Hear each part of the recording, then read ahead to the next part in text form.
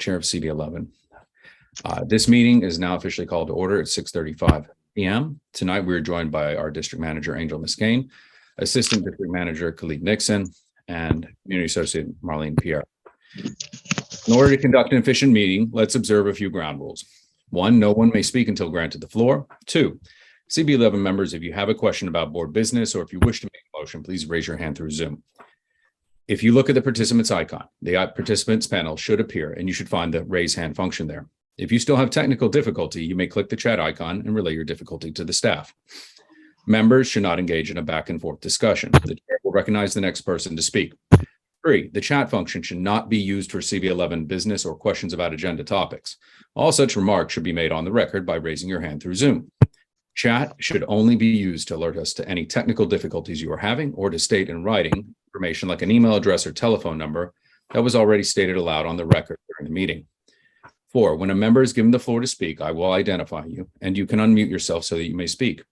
5, please keep your questions and comments succinct and germane to the discussion. 6, members of the public can register to speak in the public session by completing the pre-registration form and providing their name, affiliation, and what topic they wish to speak about. A link to the registration form has been shared in the chat. Registration for the public session needs to be completed by 7:15 p.m. And with that, we will have our roll call. Okay. Hello, everyone. Jose Altamirano. Present. Leroy Adino. Stephanie Arroyo. April Autry. Present. Adim Present. Bihar. I'm sorry, who's, there were 2 people that said present. Stephanie Arroyo. Okay, And April Autry. okay. Adim Briha. Jahid Chaudhry. Diane Collier. Present. Devan Cronchow. Kenneth Crouch. Present. Carlos Diaz. Present. Rosa Diaz. Angela Donadell. Jessica Elliott is excused. I'm here, actually. Oh, hi, Now that Jessica. we're present. Judith Fabraro. Here. Raja Flores. Present. Osendi Garcia. Present. Brandon Gillespie. Here. David Giordano is excused, or is he here? Okay, David Giordano is excused. John Green. Wanda Hopkins. James Horton. Alonzo Johnson. Michelle, James Horton resigned. So, Oh, okay. thank you. Thank you for that update. I appreciate that. Alonzo Johnson. Jewel Jones. Present. Marissa Mack. Giselle Malave. Present. Malik McCullough. Jennifer Mayer. Present. Jessica Morris. I'm here. Nilsa Orama. Present. Beverly Pabon. Arturo Perez. Present. Claudia Perez. Present. Roberto Perez. Present. Javasia Robinson Tig. Natasha Rodriguez. Present. Eugene Rodriguez. Present. Don Sanders. Present. Xavier Santiago. Present. Isaac Scott. Present. Russell Schuler. Vincent Torres. Anne Marie Vasquez. Present. Jason Villanueva. Hilda Vevez Vasquez. Me, Michelle Wilshire Clement, present. Jordan Wright, and Jason Wu. That completes it. Okay, wonderful. We have Angela Donadell. Did you have your hand? Right. I rose my hand because I wasn't here when you started, and I am here. Okay, thank you. Thank you very much, Angela.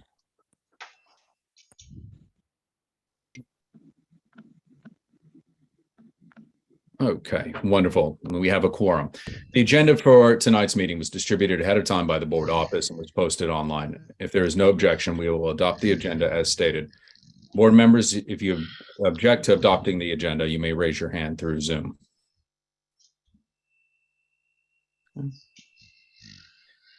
Seeing no objections, I just wanted to add one quick change. We will be moving the Borough President's report immediately after the publicly registered speakers. Again, if there's no objection with that, just because there are two meetings, full board happening, and Porfirio has to be in both places at the same time. So seeing that there are no hands raised with that minor change, the agenda is adopted. Okay. Pre-registered speakers, you get 3 minutes each. Recommendation that we give is you give your presentation within the first 2 minutes and then allow 1 minute for questions. A few ground rules for those wishing to speak. 1, you must sign up to give testimony, providing your name and affiliation. 2, you'll be allowed to, again, speak for 3 minutes, but please state your phone and email on the upfront. 2 minutes to speak and reserve a minute for questions. 3, you should address your testimony to the board, not the public. 4, you should speak clearly and into the microphone. 5, you should be prepared to respond to board members who may ask questions in order to clarify the facts or opinions presented in your comments. And board members, quick reminder, you should only ask clarifying questions. Commentary will not be entertained, and I will chime in when the 3 minutes is up. So has anyone signed up to speak at the public session, Angel? Yes, a few. The first 3 are Tamika Mapp, Kenrick Everett, and Cecil Brooks. Henrik and Cecil. Okay. Tamika, you have your 3 minutes. All We right. pulled the timer up too, just to help the presentation. Sorry, Tamika. We just It's pulled all right. the timer up so that they can see. Thank you very much. Okay. Hi, I'm Tamika Matt with Progressive Educating New Yorkers. Phone number is 347-539-4183. I'm just letting you know that my workforce job training program will begin in January for 16 weeks. It's open for anyone ages 18 to 50 years old that wants to have an interest in the insurance industry. We help with insurance credentials, resume help, and we provide support services as well. Any questions? Would you please state your phone number and contact email? Tamika Mapp, 347-539-4183. T is in Tom, M is in Mary, A is in Apple, Peter at Peter at NovemberYankeeRobert.org. Great. You can drop down the chat in a moment. We have one hand raised. Michelle Wilshire Clement. Recognized. Right here, but before we get there, all eyes on Pennsylvania's Senate race. John, can you mute? To decide who controls the Senate Democrat. Tamika, can you hear me? I can. Okay. I would like you to repeat the age range again. You said between 18, and I couldn't get the last number. It's going to be 18 to 50 years old after 18 to 50. Yes. Thank you. I appreciate that. I just wanted to make sure that I got that correct in the notes. I appreciate it. Thank you. Great. Thank you, Tamika. Seeing no hands raised, when you have a moment, please drop your contact information into the chat now. Okay. Next up, we have Kenrick. Good evening, everyone. How you doing? I'm Kenrick Everett. Should I begin? My name is Kenrick Everett. I'm with an organization called Health Education on Wheels. You might have caught us in front of Cherry Valley Marketplace on 101st and 2nd Avenue. We've been distributing PPE and promoting our pre-diabetes program. Currently this Saturday, we're having a program where we're basically talking about how to prevent diabetes. My office is on 42nd Street, between 2nd and 3rd. We're a little far away, but we're we're kind of close to the neighborhood. It's not that far away. My phone number is 917-922-3938. My email is info@heow.org. We're basically trying to address the diabetes concerns in East Harlem, considering that this is a neighborhood that's closest to our office that seems to have a great need for our services.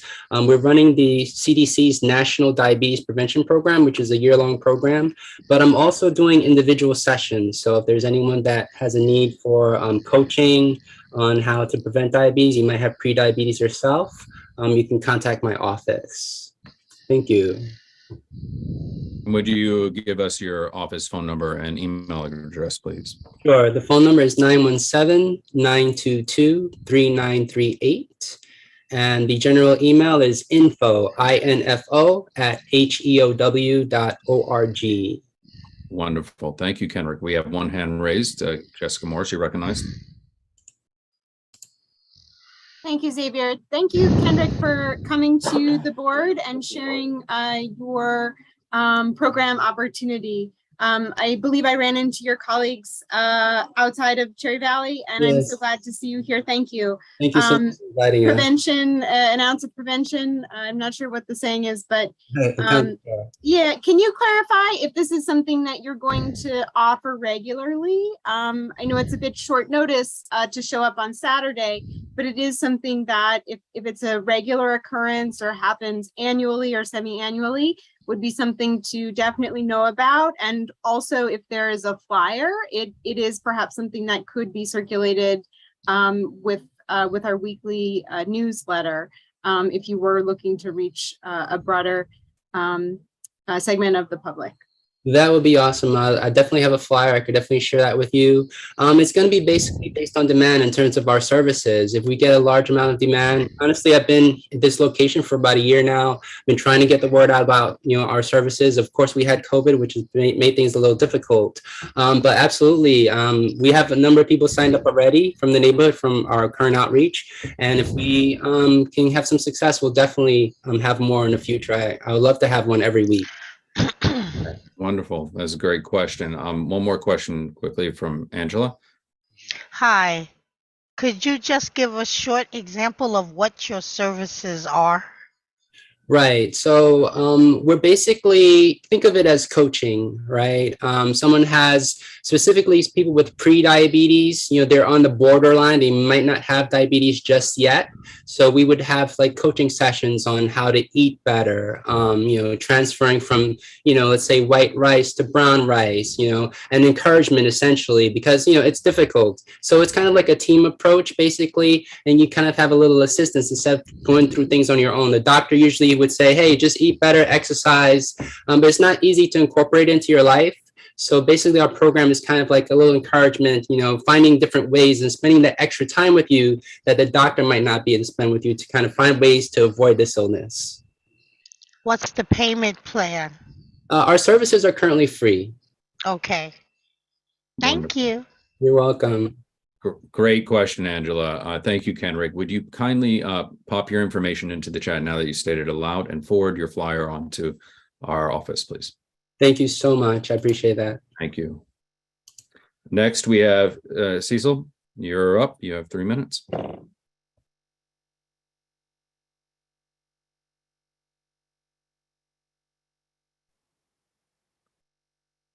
Cecil? We will circle back to him. Angel, who is next? Next three?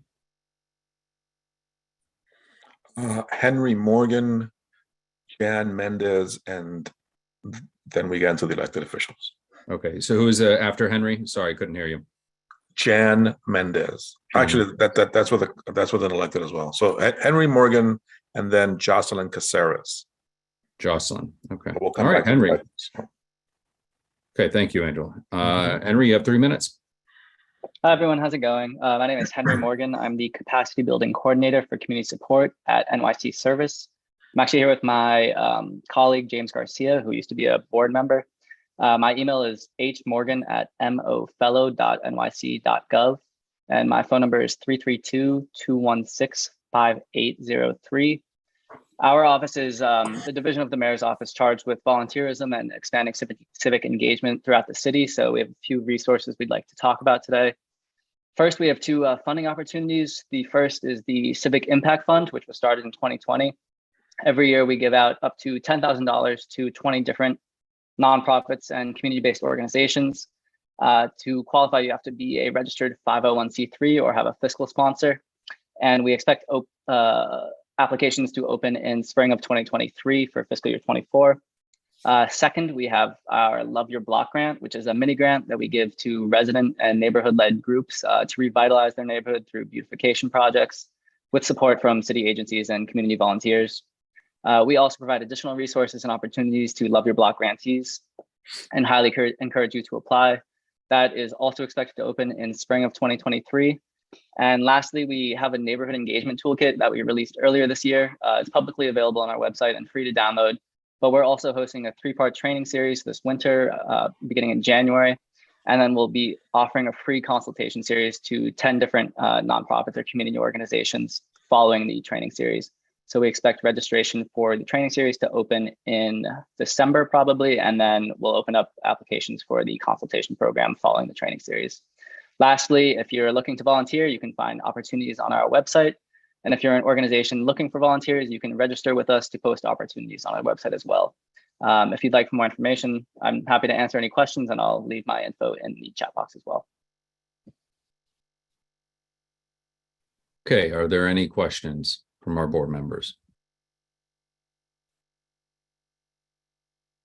Okay, seeing no hands raised, thank you very much, Henry, for being here in the space, and glad to have James back, who used to be one of our board members. So thank you. Thank you. Okay. Next up is Jocelyn.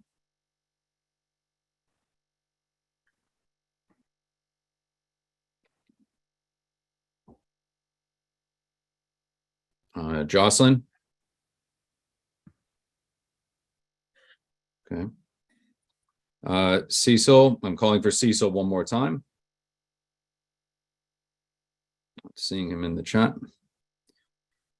Okay. We will circle back to them. Just hold on a second, make a note by 7:15 and see.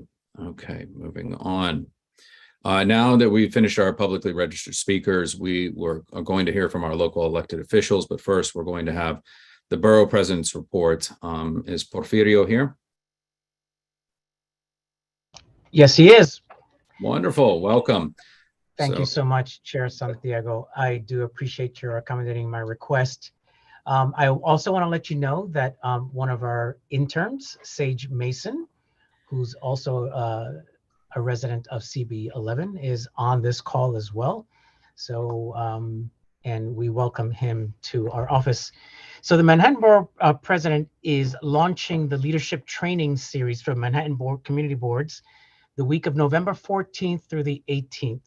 And the purpose of the Community Board Leadership Training Series is to provide tools, instruction, and the best practices to community board members to engage everyday New Yorkers to learn more about the local government process. We will feature sessions on subjects such as combating bias, conflict of interest, equal opportunity employment, as well as understanding the city's budget and land use and rezoning. We will be sending out our notice directly, linked to the landing page so that everyone can sign up. So be on the lookout for it. It should be going out in the next week or so. The Manhattan Borough President has also identified 4 overarching goals and 12 accompanying policy recommendations to make e-commerce package deliveries more efficient, sustainable, and safer in Manhattan and throughout the city. So the 4 goals are to take last-minute operations off the streets and sidewalks, ensure resident areas can meet the growing demand for deliveries, and to make e-commerce deliveries more sustainable, and to better enforce the city's traffic laws to avoid congestion. Our animated video was emailed in our newsletter and can also be viewed on our website. I would also like to mention the Manhattan Borough President has gathered the support of all the New York City Borough Presidents in support of the Let's Plant 1 million trees initiative throughout New York City by the year 2030. We all know that equity in green space and doing our part to reduce pollution and to help lower global warming is only possible if we work together. So we are counting on your community boards, on all community boards, to help us via a resolution in support of the $1 million trees initiative, and it was mentioned at the borough board meeting. So we will be following up on assisting in any language or answering any questions. My email is p.figueroa@Manhattan, B as in boy, P as in Peter, .nyc.gov. And our number here at the office is 212-669-8300. Any questions?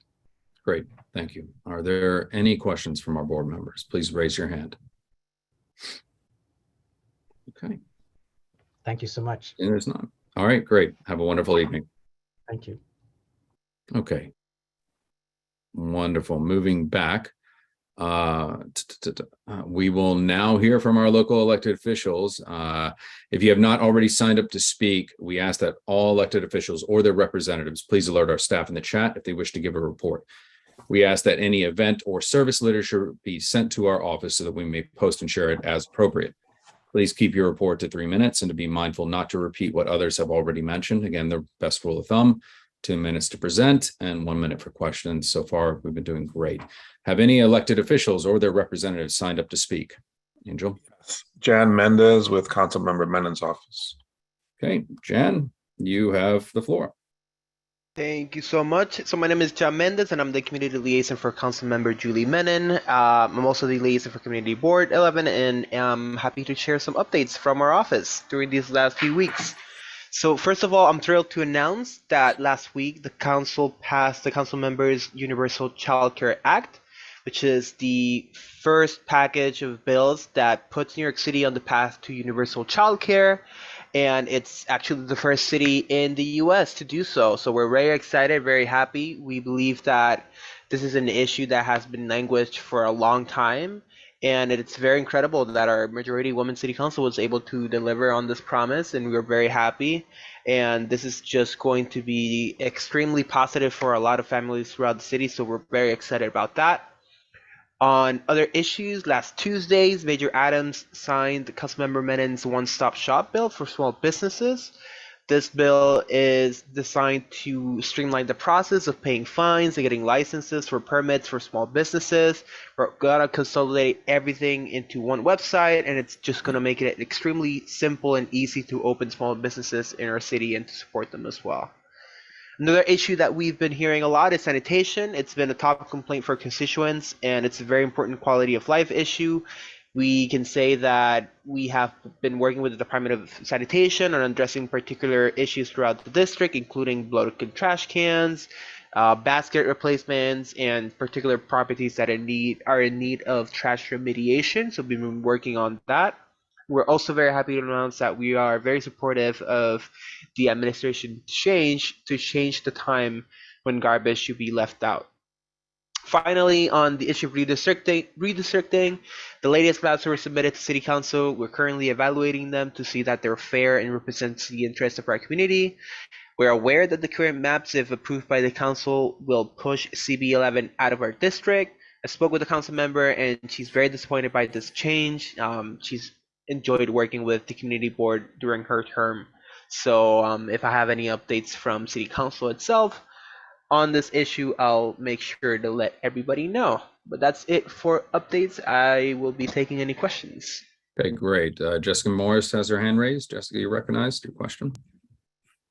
Thank you, Xavier, and thank you, John, for your upbeat report. I appreciate that. I often heard a smile on your face, even though we couldn't see it. My question to you is, as CB11 liaison, are you aware at all of the protracted challenges our community in District 11 has had with DSNY? And I want to preface that by applauding you for the work that you're doing with DSNY, but also invite you to learn more about some of the struggles that we have had with DSNY that go far beyond trash cans. So it is a place to start, but I think the issues here go very deep. And like I said, would invite you to learn more about the specific issues that CB11 has had with DSNY in the past, so that as you build your relationships, perhaps the needs of District 11 can be heard through your voice while at the table with DSNY. So are you aware of the issues beyond trash time and trash cans here in CB11? Definitely. So in the CB11 only covers a very small part of our district. So most of the issues we're dealing with are not community board wide issues. However, I would love to learn more. I'm new to the council member, so I would love to have a meeting with people of the community board just to make sure that we have a wider range of, we know all the issues that are going on in the community board. We've been dealing with a lot of issues with DSNY on a case-by-case basis. So we're happy to learn more and do a more comprehensive push for DSNY. So I would love to meet with people. So I'm gonna drop my email here as well. Thank you, John. And I think there's a great resource from our land use committee meeting in September, where our land use consultant, George James, ran through the issue, and Angel also spoke about it. So that's available on the CB11 website. Again, the land use committee from September, I believe, outlines the issue really clearly. So if you take a look, then I feel like you'll be informed and have an understanding. But again, thank you for your work in building relationships and being here, and your interest in learning more about the issue as it pertains to even just a small slice of Councilmember Menin's district. Thank you. Thank you, Jessica. Thank you, John. All right, moving along. Who's next, Angel? Jason Cruz with Assemblymember Gibbs' office. Okay. All right, Jason, you have Good 3 evening, minutes. guys. Good evening. Good evening, guys and gals. I'm Jason. I'm the Chief of Staff for Assemblymember Gibbs. A little bit about Hurricane Fiona Relief Drive. Assemblymember would like to thank everyone who donated. This Friday, October 28th, will be the last day of us collecting. As we're in partnership with Maria Cruz and also Assemblymember Al Taylor. We'll be packing up the boxes and hopefully getting shipped out to Puerto Rico by next week. We also had our community stakeholders roundtable on October 7th. We will be having these discussions hopefully monthly or every other month. Discuss solutions, resource allocations for community partners, and hoping that we can address the smaller organizations and get them the resources they need, or at least show them the support that they may have not gotten in the past. We're also extending our constituent hours or our constituent service days. Every Saturday from 12 to 3 will be open. October 31st, we'll be having a little costume party. That'll be from 2 to 5 at the district office. We're big on Halloween over here. We're also Thanksgiving Day. The Assemblymember will be feeding families at Lehman Houses Community Center. That will be from 12 to 4 on Thanksgiving Day. We will be hosting our community office holiday party Wednesday, December 14th, 5 to 8. All are welcome. Anybody wants to bring an unwrapped toy, that'd be great for a deserving child. Also, Xmas and Kwanzaa toy giveaway for East Harlem children, Wednesday, December 28th in East Harlem in our office. I think we'll be closing the streets. We'll be giving out approximately 1,000 toys to probably 1,000 kids. And lastly, the Assemblymember would like to thank everyone who participated last week in the 2 senior events that we had. Over 700 participants came together. We had some songs, some music. So get together, little resources, and that's pretty much it. We also have opportunities. We have a few task force. So we definitely would love for anybody who's interested in the field of our task force just to reach out. I don't know all of them off the top of my head because we've merged some and we've changed some. But reach out to me or Ann Katamani will be able to guide you through. And my cell phone, my email, all my information is on the thread. Give me a call if I can be helpful, please. That's what we're here for. Any questions? Okay. Would you please just state your phone number and email aloud, please? 917-280-7696, 24 hours. Just, I won't pick up, but you can text me. Actually like what I do. Okay. My email is cruzj@nysw.gov. Okay, wonderful. I don't see any hands raised. I have one quick follow-up from the meeting with our district manager that happened with Keith Lilly and the member and connecting us with Oasis. Do we have any update on when they will come and present to the board? I have a tentative date, but I don't want to confirm. Maybe I'll call you later. I'll call you in the morning. Are you an angel? And I'll confirm. Okay. But it should be soon. Okay. I apologize for that. No problem. Half answer, but it'll be as soon as possible, my friend. All right. Thank you very much. Thank you. You guys. All right. Who is next? Oh, wait, I'm so sorry. I had a question. Oh, I didn't see your hand raised, Marissa. Go ahead. Your question real quick. The meeting with Exodus, is this also having to do with exponents as well? Or is that meeting with Exodus? I'm sorry? Yeah.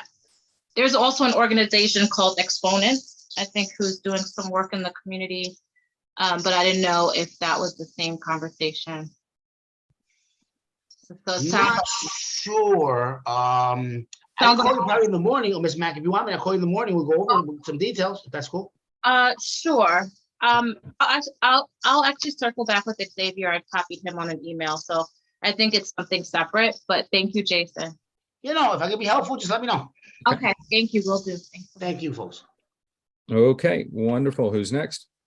Marco Perez of the District Attorney's Office. Okay, Marco, you have your 3 minutes. Hello, good afternoon. Thank you, CB11, for having me in this space. Again, my name is Marco Perez Jr. I'm the East Harlem Community Engagement Coordinator at the Manhattan District Attorney's Office. I do have a couple of updates for you all.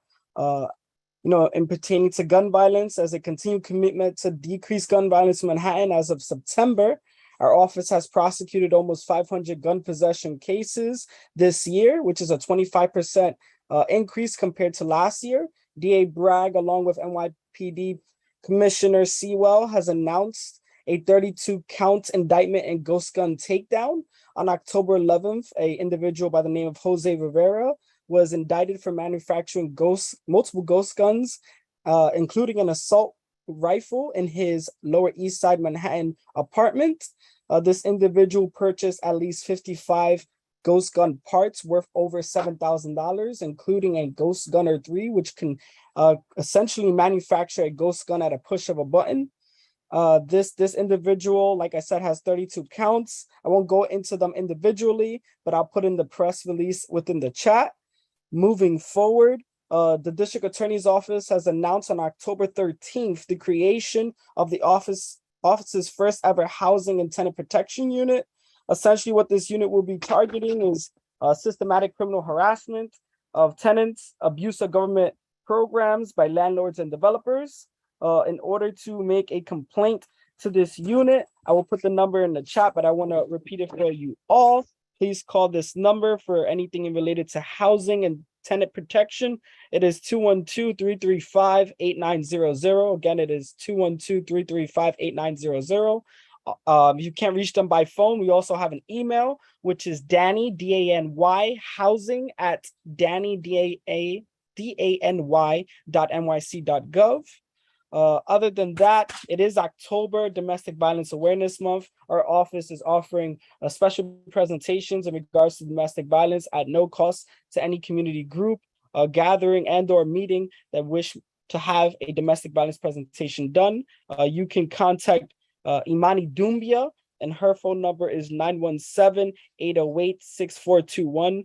Again, her phone number is 917-808-6421.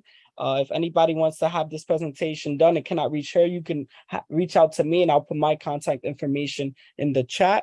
Other than that, our office has been working closely with Barbara Askins and 125th Street bid to address the public health and public safety concerns along the 125th Street corridor, collaborating with DHS, DSS, the NYPD, and other city agencies to see how we can address, the concerns the community have. I open the floor to any questions. Thank you, everyone.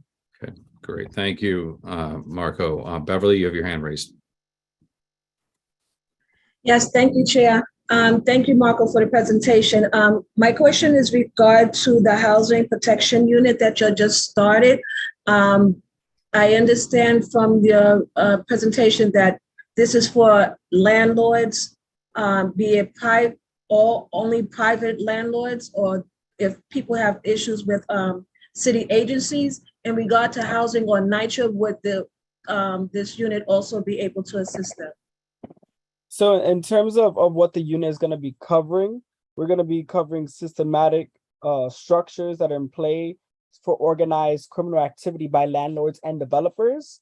But what I can do, to help you and assist you in answering that question is make sure you have the contact information of someone that works in that unit to explain, hey, I don't want to mislead or say any information I don't even know at the moment. But that's what it is so far, and I'd rather have you have an appropriate conversation with the correct person in that unit. Okay, I appreciate it. Thank you very much.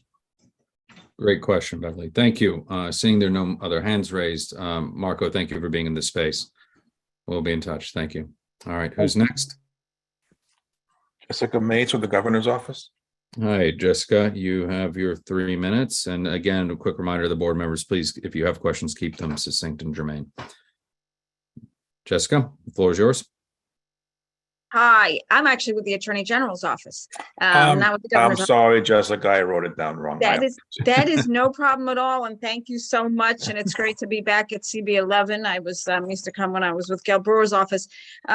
I am not going to give reports every month. I am going to normally just put the link to our newsletter in the chat and do it like that. But we don't have a newsletter right now. It's in the works. But I put in the chat already, but I just want to make sure everyone has the number for our election hotline. Early voting starts this weekend. The election's November 8th, and we want to make sure that if there's any problems at all at the polls, or that you hear about or experience yourself, that you call the Attorney General's hotline. I put it in the chat, but just to say it, it's the number is 866-390-2992. I will be at CB11 meetings whenever I can, and I put my information in the chat as well, and I look forward to working with you and to sharing any information that I have. So thank you. Anybody have any questions? Are there any questions from our board members? Please raise your hands if you do. Okay, Dawn, you were recognized. Thank you. I just want to also add that is what you're doing is really, really important, and I hope that we can mark that number down and distribute that to our friends, because every election day there are people who are not allowed to vote, or they go to the wrong place. They're told they're not supposed to vote, or there are problems with ADA compliance, and so that number is just so important. And I think you put it into the chat a little earlier, but I just want to thank you so much, because that's a critical service, and every year we see people's rights being infringed upon, and so thank you. I hope you'll come back and let us know how it went. Were people able to vote? Were there any issues that came up with the logistics of voting? That would really be helpful, especially since in a lot of other places there's an emphasis on sort of making sure people are not able to vote. So okay. Right, thank you, and yes, I will try to do that. I can try to gather information from the hotline, see who called in after the election, and report back. I can definitely do that. Great question, Dawn. Thank you. Seeing no other hands raised, I will move us along. It's good seeing you, Jessica. And all the best. Who's next? Maggie McDermott with Deputy Speaker Ayala's office. Hi, Maggie. Good evening, everybody. You got your 3. Hi, everybody. Thank you, Xavier. I'm here to report on behalf of Deputy Speaker Diana Ayala. My name is Maggie McDermott. I am the Director of Special Projects. First and foremost, I'd like to speak of the Humanitarian Emergency Response and Relief Center that is located on Randall's Island. It is also known as HERC. Deputy Speaker Ayala visited the site a few times within the past 3 weeks. Last Tuesday, she visited Randall's Island and found her concerns about potential flooding were satisfactorily addressed. So she feels now that the site can adequately serve as an intake center. Deputy Speaker Ayala has been regularly communicating with the 25th Precinct's narcotics team, Manhattan North, and DHS in reference to conditions along the 116th Street corridor. The Department of Health and Mental Health Services, DHS, the Department of Homeless Services, and the NYPD have been regularly engaging with unhoused individuals who are sometimes engaging in public substance use in efforts to lead them to safe havens, shelters, and/or quality behavioral health treatment provisions. New York City police officers are patrolling the area. NYRE has provided counseling and syringe litter removal services in that vicinity on a daily basis. In reference to unhoused individuals who were outside several schools located in East Harlem, DHS has been regularly visiting these designated schools and sending daily reports of findings, including photos. The situations outside schools in particular have seemed to improve since these outreach efforts commenced. Deputy Speaker's annual Halloween party in collaboration with Community Board 11, Uptown Grand Central, and the EDC and other community partners is going to take place at La Marqueta on Monday, October 31st from 4 p.m. to 7 p.m. This is a major community event. You are all invited to attend and bring your children and grandchildren. And that's all. Okay. Thank you, Maggie. We have one hand raised. Jessica Morris, your question? Thank you. Thank you, Xavier, for the floor. Thank you, Maggie, for the updates. My question pertains to the facility on Randall's Island.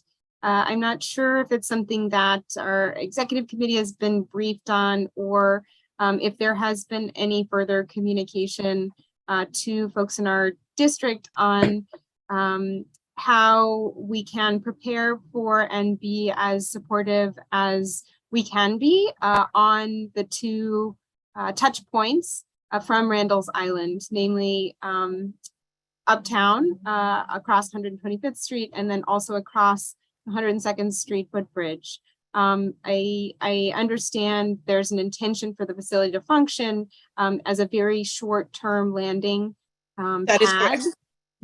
But there's also some understanding that the duration of the facility may extend for some number of months with what's it's been prepared for as far as weather is concerned. So my question is, I'm not looking for answers right now, but I think to engage in a conversation to better understand how our incredibly service-rich, but yet overburdened and often taxed neighborhood can be supportive of people who need to be connected to various things, but also not place an undue burden on already taxed systems. So I haven't been aware of any conversations, though I'm not as plugged in as some others. So is this something the council member or others have you the first one to bring it up? So thank you.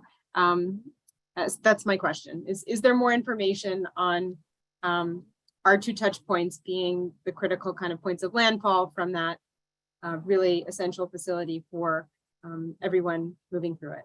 I can definitely pose that inquiry to the member, but I want to specify that the Randall's Island site is solely an intake center. It is designed to be an extremely short term. Like, I don't remember the designated hour time frame, but it's going to be an intake center where individuals are, receive assessment and intake services, right?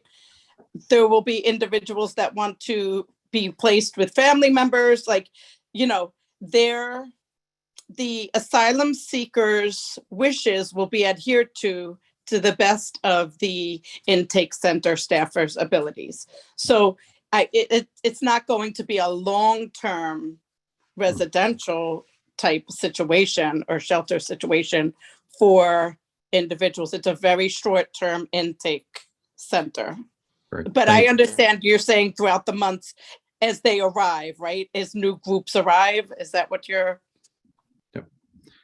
If you could get clarity, she's nodding yes, Maggie. If you could get clarity Okay. on that, and then I'll comment. I want to get through these two questions very quickly. So thank you. Thank you. Again, to a reminder to our members that we can please just keep the questions very direct and brief. Marissa, and go ahead, and then Dawn. Maggie, thank you so much for presenting. Thank you. I've had always a pleasure. Always a pleasure. Thank you. Quick question. You somewhat answered it, but what is the time frame in which the shelter will be up? I know you said a short time frame, but do you have any idea in terms of how far into the winter it will be? Only just thinking about the tents are fine, I'm assuming for now, but as we get into the colder months, the fact that there's no shield from the wind or anything, they're right there on the water, is probably a little bit concerning. So just wondering if there's a specific time frame or not. Thank you so much. Yeah, I'm not sure. I will definitely make those inquiries and discuss it with the member, and then be able to have a more fluid presentation. But right here and now, I believe that the planning process is still in place, but the winter weather is quickly approaching. So I definitely thought of that myself as well. Very good question. I thank you. I will discuss this with the member and be able to speak more eloquently next time. Great. Thank you, Maggie. Marissa, I'm going to move to Dawn real quick because we still have other elected members. Dawn? Yes, thanks again for bringing that up, Maggie. I have a question that I don't think you might not have an answer to, but it's something that's actually troubling me as we welcome asylum seekers. I believe in 2017 or 2018, we had a number of children come to us from the border, and some of them were reunited. And last time I checked, maybe during the summer, we still have children here who were separated from their parents, being serviced by I believe Cayuga, or there's some, and I think at some point we should try to figure out where is that left off, because that happened around the holidays and we were told don't give, we couldn't give holiday presents. But I do often think about those children and whether they were, if we have any children still, if they were all reunited. Some children we were not able to reunite. So not to put this all on you, Maggie, because it's an issue that's, but as we welcome more asylum seekers, I'm curious about the kids that we had sheltered here in our community. So that's a really good plan. question, Dawn. So I can definitely have that dialogue with her as well. And, I'm sure that she will have knowledge of, what their status is, because you're right. They were here, Cayuga centers, had pretty much taken over administering services. They are serving the families, but what about now? I definitely understand, but please understand that the Randall's Island Intake Center is solely for men, at this point in time. So families will not be sent there. Okay. Thank you for that clarification, Maggie. Good question. And just to move things along, Beverly, if you have a brief question, because I need to move on to the other members. We've, and this was actually discussed at executive committee this past week. So we will get into that during the report session. But yes, it's just a quick question. Go ahead, Bev. Thank you, Chair. Thank you, Maggie, for the report. My question and concerns, I'm glad that you told me again that this is only for men that's going to be stationed at this Randall Alice site. My question to you is regarding security. I know that they are there for only a short period of time, but as we know that a lot of people from the homeless shelters and stuff comes over there over the bus to 125th Street. And I want to know whether or not these individuals, asylum seekers, would have access to come to this, this part of the city. Are they able to leave the facility, at their will? And if so, how would you keep up with them if they come back or anything like that before they even go through the intake center information portion about where they want to go or who they need to stay with? Very good inquiries. I don't know appropriate answers at this time and place, but that's a very good question. And I will definitely present that inquiry to the member so that I can speak of it in the forthcoming meeting next month. Great. I don't want to Thank you. speak out of place. I'd rather not, speculate. No, Very thank good. you, Maggie. You do a brilliant job of that, and I Thank you. appreciate everyone's time and patience. And if you can circle so back, we much. will discuss this further executive minutes. Thank you. Thank you, Maggie. Who's next, Angel? Stacy Marius with Assemblymember Dickens' office. All right, Stacy, you have the floor. Good evening, everyone. Can you hear me? Yes, we can hear you. Okay, Yes. great. Thank you. Thank you for the invitation. And I just want to open up and say that the Assemblywoman held an event for seniors, and it was just a free night to just have fun. And it was a few weeks ago, and it was amazing. And so anybody who attended that event at Londell's Restaurant, it was just a great opportunity for seniors to get out and just have a good time. And so we anticipate, it was so successful that we anticipate on having it pretty much. We try to look forward to having it every month or every other month. And those that attended, we just want to reach out and thank you for coming out. So I just want to start with some legislative bills that the Assembly member is trying to introduce for the year 2023-24. One of them being the Senior Living Protection Bill. This bill will prohibit the senior residential population and buildings from accepting any other various special programs in terms of mixed populations. No residents pertaining to the building will be admitted to or be protected to come to live in the residential development that is coming from any other mixed population. So we're hoping to get that bill sort of drafted, and right now it's still within our office, and we're working out and accepting any feedback on this bill to kind of shape it to protect the rights of seniors. The other two bills that she is looking to introduce is for the Department of Education, one being a financial literacy and the other one being a media literacy. The financial bill will make it a requirement course for graduation for students on becoming financially independent and also learn the basics of money management, implementing financial goals and savings. So that's for the financial literacy bill. The media bill will introduce training and/or workshops aimed to educate students on the difference between what's factual or what's fiction and not, and to conduct proper research to conduct a proper interview. So this bill will also assist students to differentiate on how to pick apart what is fit to print as important media and what is not. So I know my time is running out, and so that's all that I have for now. Thank you very much, Stacy, and we look forward to having the member also attend. We like when our elected show up, and I know she's attended too so far. So we have Jessica Morris who has her hand up. Jessica, your question, please. I've got a lot of questions tonight, Xavier. Thank you very much for, sorry about that. Stacey, thank you very much. Question number one, and I'll say them both at once. Question number one is, where can we find out more information about the financial literacy bill, and when can we expect to see that come out of committee and be up for a vote?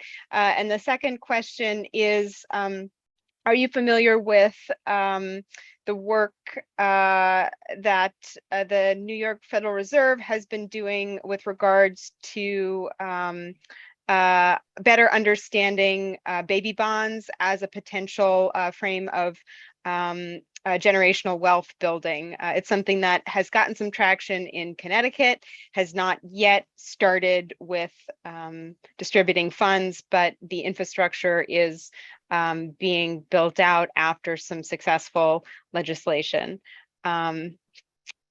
So yeah, my question is, are you familiar with that? And I think it dovetails nicely with the frame of financial literacy as being a requirement. So more information on that, please. Where do I find it? Thank you.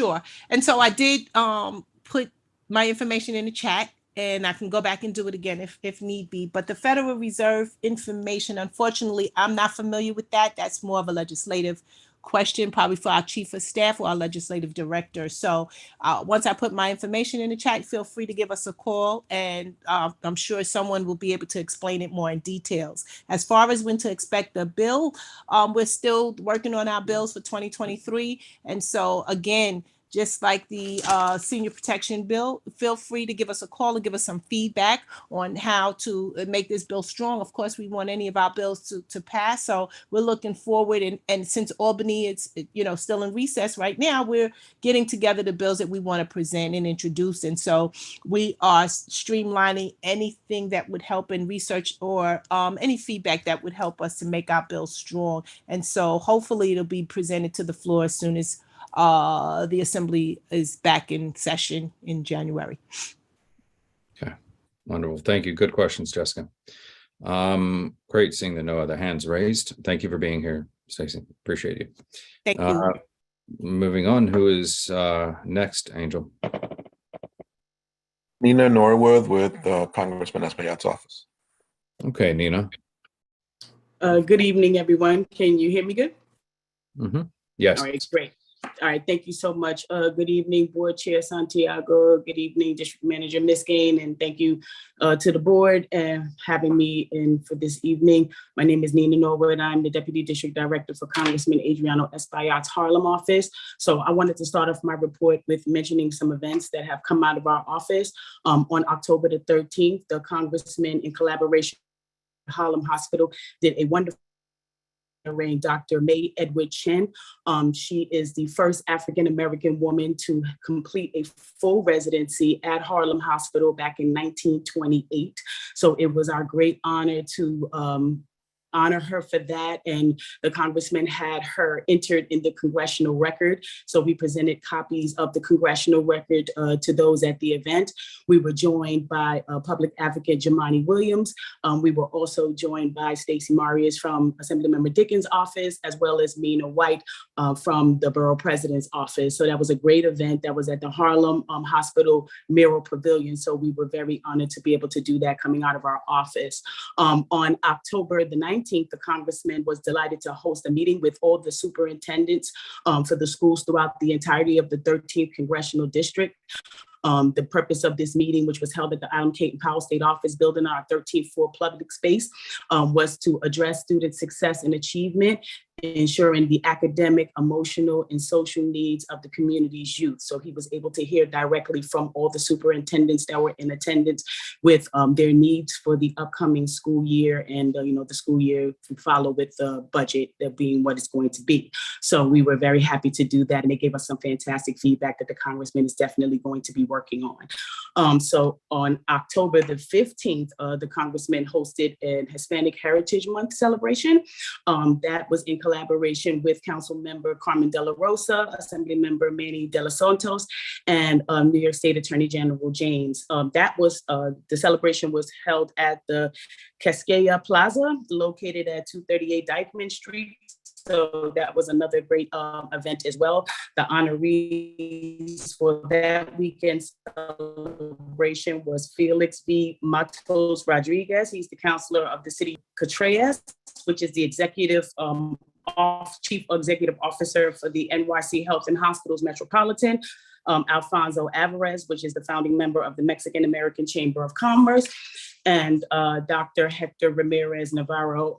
Each were recognized for their continuous contribution and support to the Latino community. So that was a very well-crafted event as well. I also would like to piggyback on what was mentioned earlier by Marco from the DA's office. Our office has also been participating in the weekly meetings with the 125th Street bid to continue to lend our office's support for what the corridor is trying to do as far as the revitalization of 125th Street. So our office is very honored to be, in attendance for that every week as well. Lastly, it is around the time where we are doing currently nominations for Military Academy. That has been going on for a little bit now. The deadline for that is going to be November the 18th. So it's fast approaching. So I definitely want to make sure that I make mention to the board and all of the attendance for that, for any deserving youth within the district that would like to apply for their Military Academy. We have our Wounded Warrior Fellow. His name is Mr. Mark Carlo. I will put his information in the chat along with my own, and you can reach out to him directly for your nomination and your names in the application process. He'll be more than happy to help you with that. So unless there's any questions for me, that will be the conclusion of my report. Thank you so much for everyone's time. Thank you very much, Nina. I don't see any raised hands. So thank you very much for being in space. We look forward to having the representative come and attend one of our meetings. Absolutely. Thank you so much. Thank you. That concludes our elected officials reports. We will now move along to our public hearing on the Statement of District Needs and Budget. Yeah. So Angel, has anyone signed up to give testimony on the Statement of District Needs and Budget?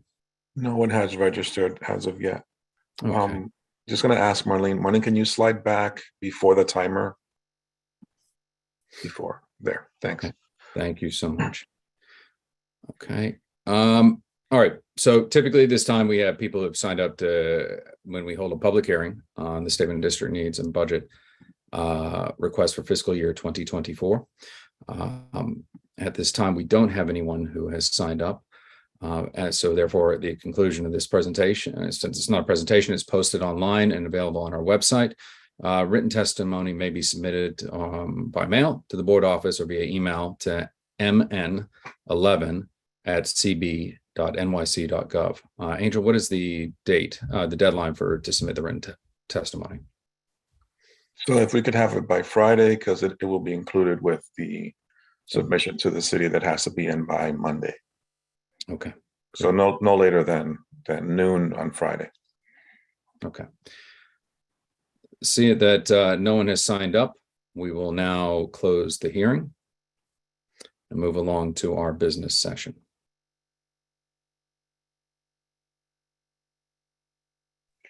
Xavier, I've got a question. Sorry, I did miss your hand, Jessica. Your question. I have a comment on some items in the budget requests that are coming from committees that I don't sit on. So essentially, a member of the public. Is the public hearing a place to voice those concerns? I guess it's a little cloudy what information is public at this point and what information is yet to be made public. Okay, so it is posted on our website, so it has been made public. So that is the first, to answer your first question. The second question is that as part of the public hearing, members of the public may submit testimony to the board. They would have to give their testimony, providing their name and affiliation and how they're speaking. They'd be allowed 3 minutes to speak. The testimony should be addressed to the board, not to the public. Again, clearly into the microphone, and be prepared to answer questions from the board members, if there are any. The question I have for you Do you wish to give public testimony as a member of Community Board, not of Community Board 11, but to speak on it as a member of the public? If not, Yes. the process, okay, then we will give you 3 minutes. Thank you. And we will go from there. Thank you. Okay, just 1 second. Let me pull up. So, thank you, pardon me. So in regards to budget request item number 311-2023-12E and item number 311-202-338E, the first item mentioned is a request to expand code enforcement. This request being made to the Department of Buildings for the purpose of providing more funding for tenant harassment units, ranked as number 7. The second that I mentioned, 311-202-338E, is for the purpose of improving parking operations to DOT, Department of Transportation, to provide funding to study the feasibility of establishing a residential parking permit program in East Harlem, ranked number 14. I'm going to recommend that the board consider swapping those two. So the first one I read as priority number 7 in expense be swapped with priority number 14 in expense, because Department of Buildings does not seem like the correct place to be asking for funding for what I think is intended to be anti-tenant harassment units. Furthermore, in the item listed right above that, priority number 6 from HPD, the request is for more funding for the anti-harassment unit.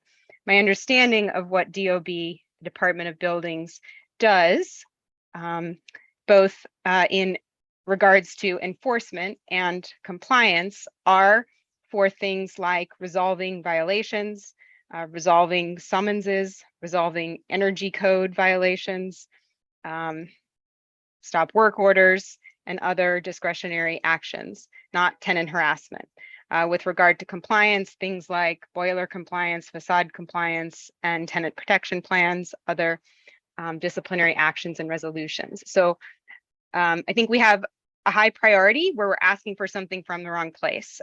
Furthermore, I believe last month this board voted to support a resolution talking about the effects of congestion pricing, and we have long been asking for support for a parking permit program, better understanding of a parking permit program, and we have a People's Commissioner and Ydanis Rodriguez at DOT, who successfully instituted a parking permit program in his neighborhood not long ago. So now's the time to put that forward as a high priority and gain some traction. Thank you very much. Thank you for your testimony. Are there any questions from the board members? If you do, please raise your hand. And they should be clarifying questions.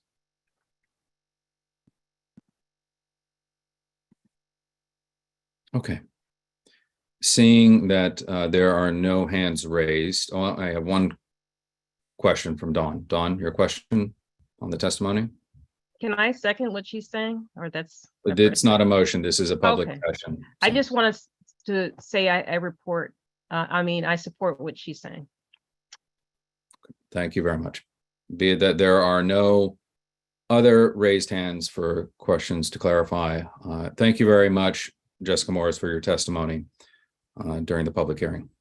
And since there are no other, Angel, one last check. Are there any other people who've registered?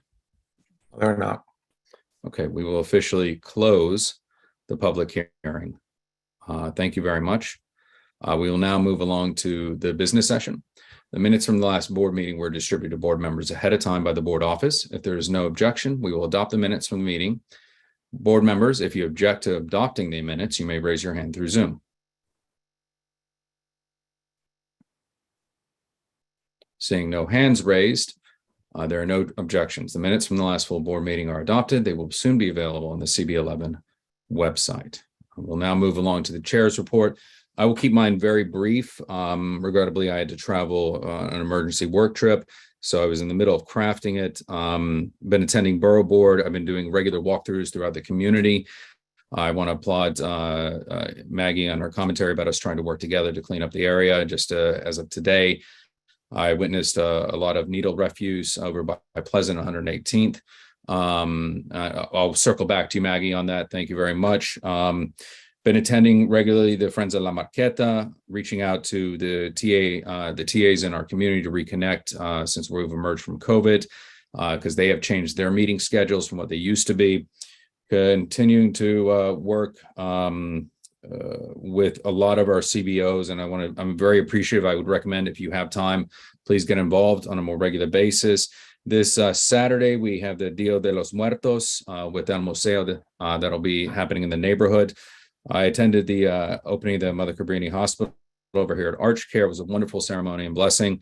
They also attended with Governor Hochul the domestic violence bill signing. There were 5 bills that will really allow those that are trying to escape and survive domestic abuse. This is not the entirety of our meeting, the events I've been attending in the community, and I will have a fully fleshed out report for next month, including everything that's happening in November as well. So again, I appreciate everyone I've been seeing out there in the field doing the work. Let's keep carrying on. So with that, that concludes my oral report. Moving on to district manager's report. Angel. Good evening, everyone. Just wanted to highlight a couple of things from my written report. On October 13th, we received notification from the Department of Transportation that they had determined that their previous car share pilot program, they deemed it a success and have now moved on to creating a permanent program for creating car share parking spaces, a number of which have been proposed for our district.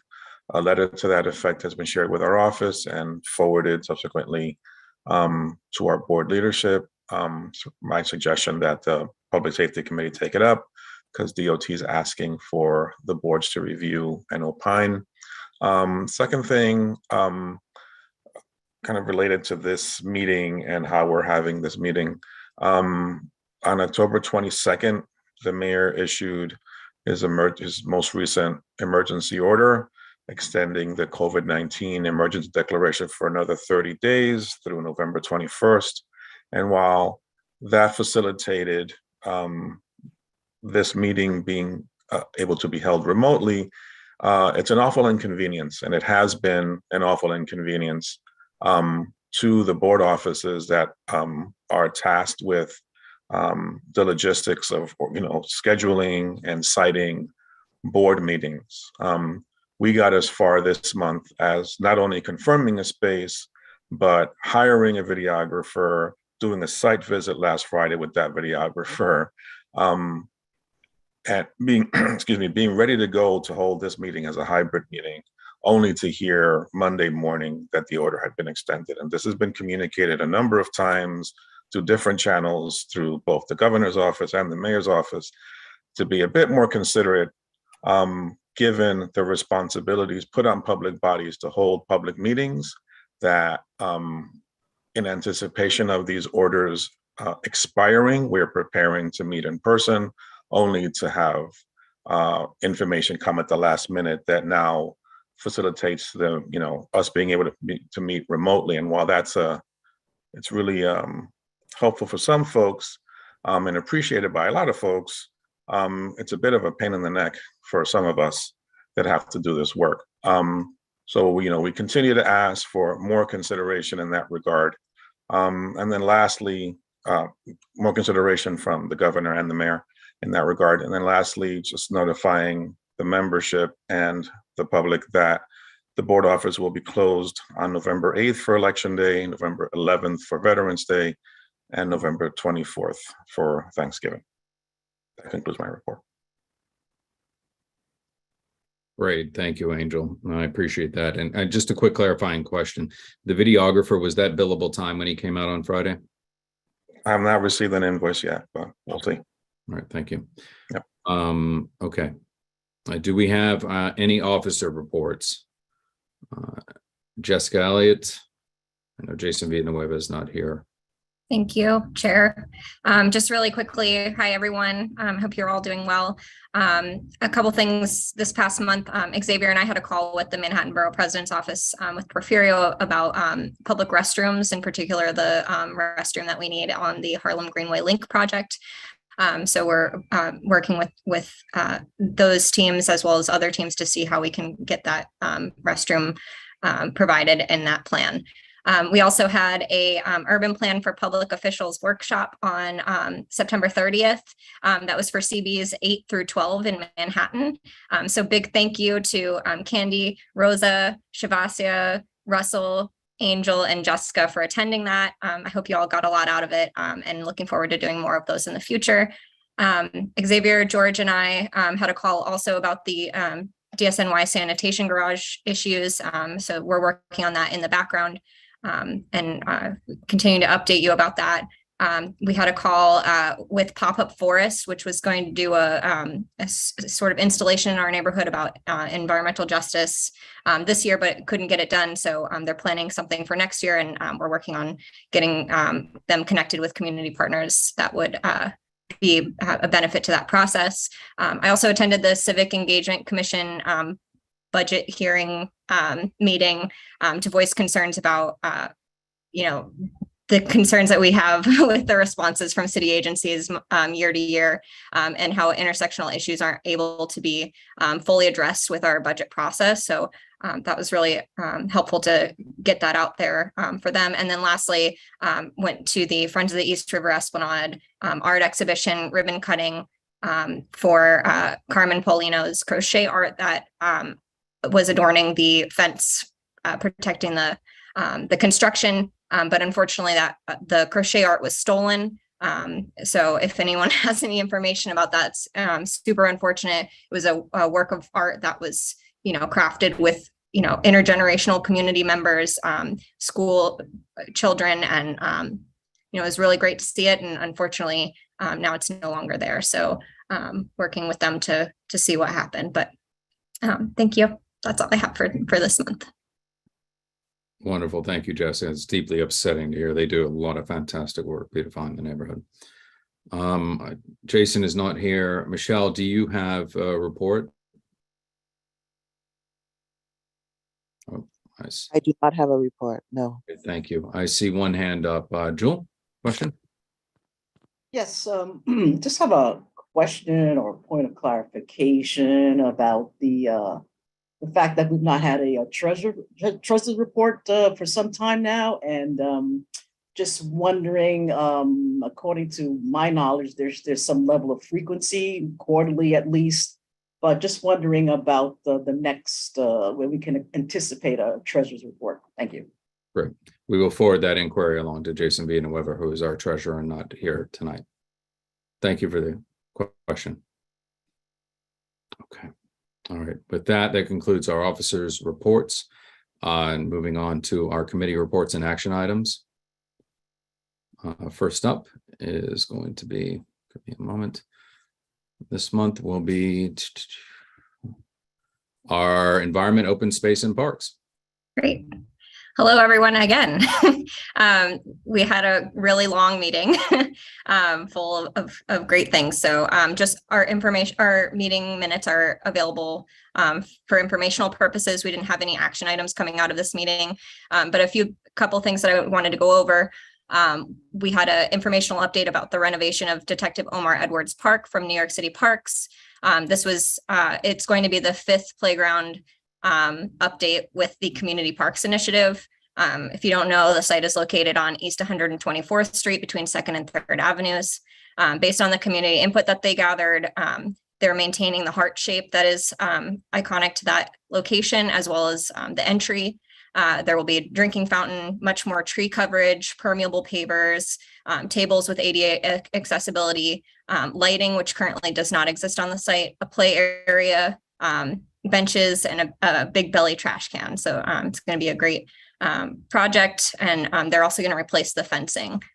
There's also an update on the East 107th Street Bobby Wagner Walk project from New York City EDC. The project is just getting underway, so this is our first touch point about the project. So it's led by EDC on behalf of Parks, much like the other Esplanade projects. The project will be from 94th Street to 107th Street and 117th Streets to 124th Street, as well as 107th Street Pier. The budget is $294 million in partnership with grants and Assemblyman Rodriguez funding. The project will kick off in August 2022 for the design, sorry, and the construction beginning 2025 after all the community engagement. So we look forward to having them coming back to our committee regularly, as they did with the Harlem Greenway Link project, future Richard Toussaint Park. There were also a few presentations and discussions. We had a presentation about the public art exhibition from Carmen Paulino, unfortunately on the East River Esplanade, but it was supposed to be up until July 15th. And it was a crocheted acrylic yarn installation that covered 27 panels between 99th to 102nd Street on the East River Esplanade. It was the 5th art installation that Friends of the East River Esplanade has done so far on the East River waterfront in our community. And they had commissioned our local artist, Carmen Paulino, to celebrate the culture and heritage in East Harlem. We'll keep you updated with what we hear coming out from their police report on that. Clean Path New York also came, the development team. It's responding to local law 97 to cap carbon emissions and climate leadership to decarbonize the electric system. It'll be 170-mile underground underwater transmission line to transfer renewable energy from upstate to New York to NYC. And it's impacting our neighborhood by a small area in Randall's Island to get to the Con Ed facilities in Astoria. So they're working with Randall's Island on that.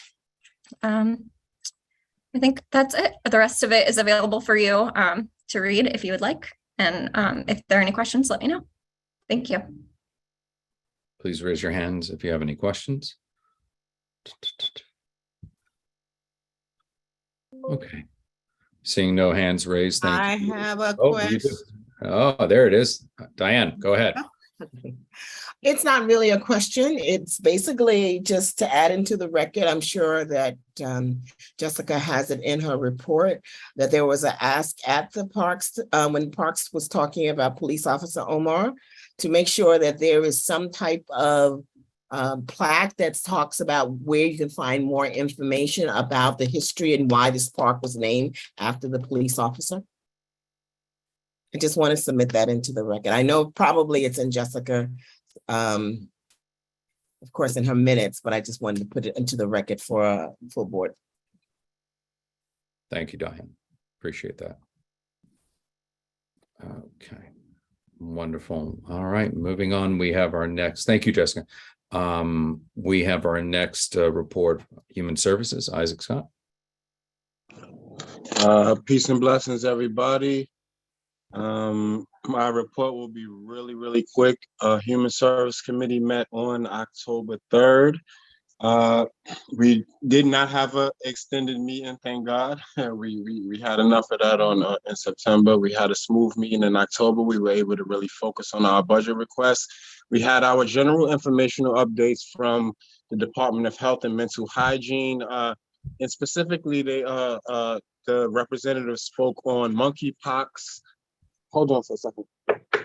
They spoke on monkeypox, COVID, and gave monkeypox updates and COVID updates. And we also had our updates from East Harlem Co-ed. I definitely encourage everyone to go back, watch the meeting for the updates. Stay on up to date with those updates, because the updates that come through Human Services are like emergency management, updates. We're still living in COVID. The emergency management updates are very relevant all the time.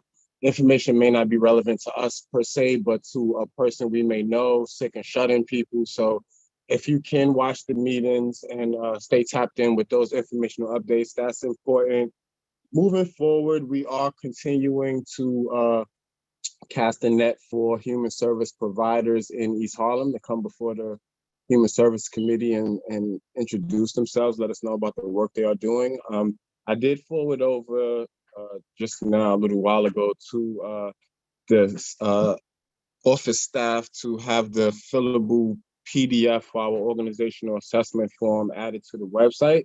So we can refer folks to the website, ask them to fill out the form, which will give us a lot of information that will help us to get a better sense of their organization, the work they do, who they service, how many and from where, which will save us time during our meetings and their presentations. We won't have to ask very basic questions. We can really go deeper with them and get a better sense of how they are contributing and how we can help them in how they are working in the community. So that's where we're at right now.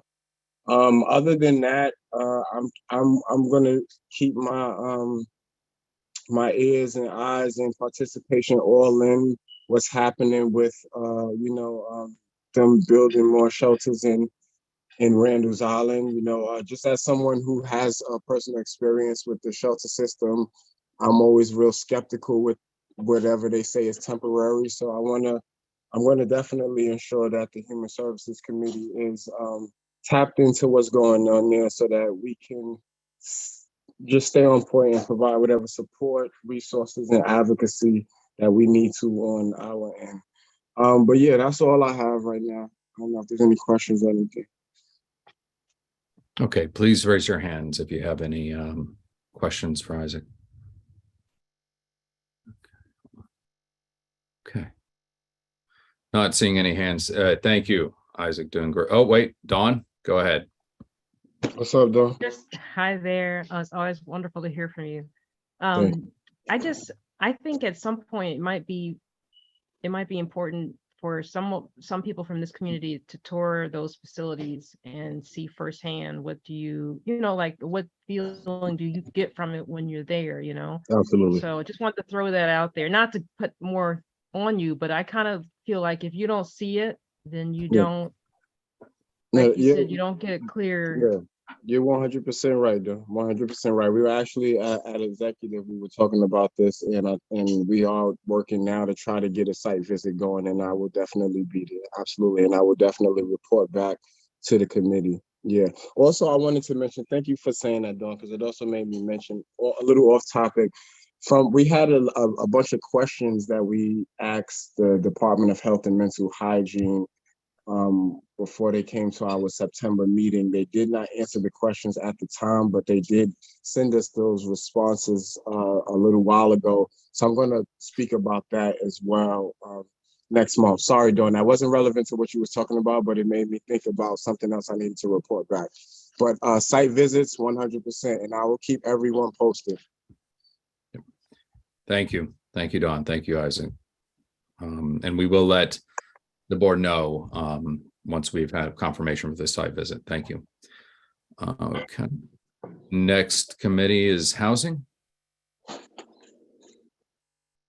Thank you, Xavier. Good evening, everybody. John Green speaking.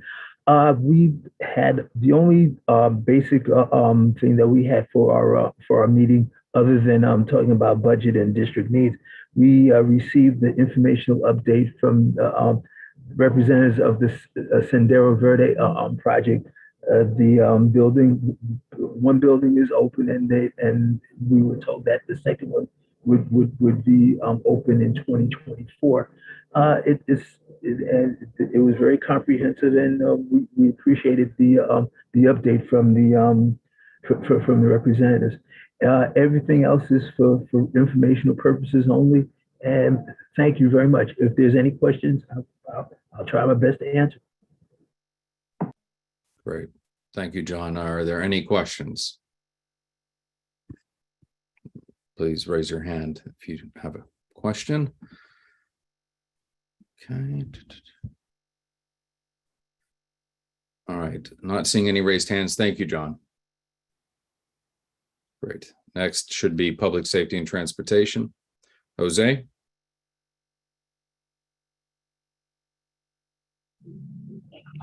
Good evening, everyone. Do you hear me? Yes. Perfect. All right, my information is for informational updates only. This month we have presentation. Luckily, I met Marco Perez, our community engagement coordinator, to the office of the Manhattan District Attorney's Office at the 25th precinct meeting last month. Hey, Jose, there's a lot of background noise, just FYI. By myself.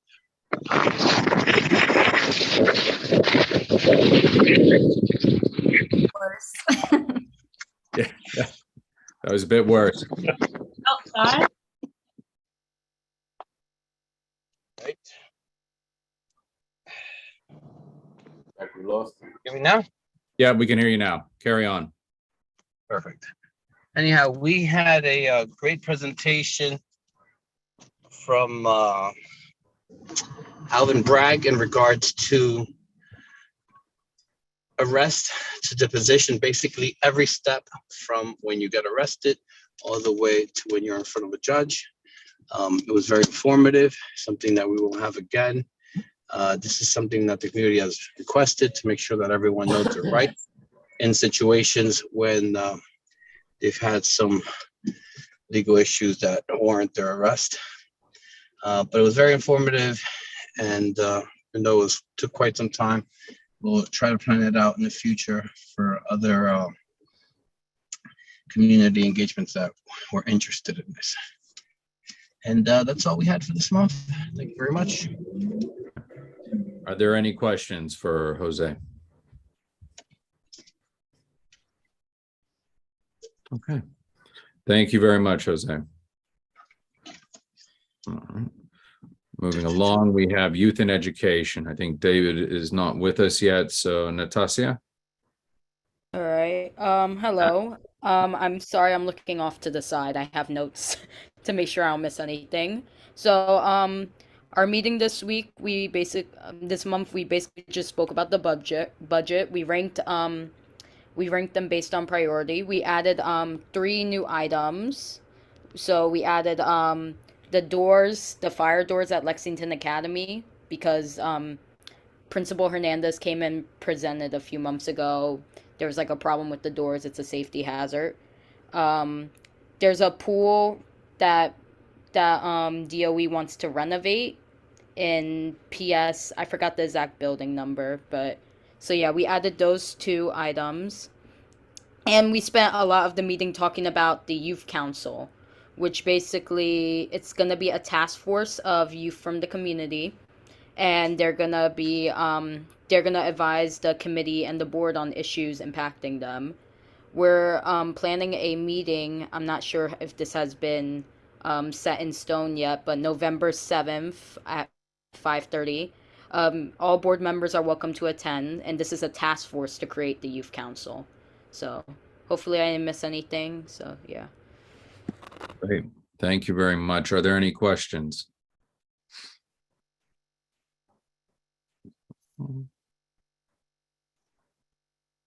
Okay.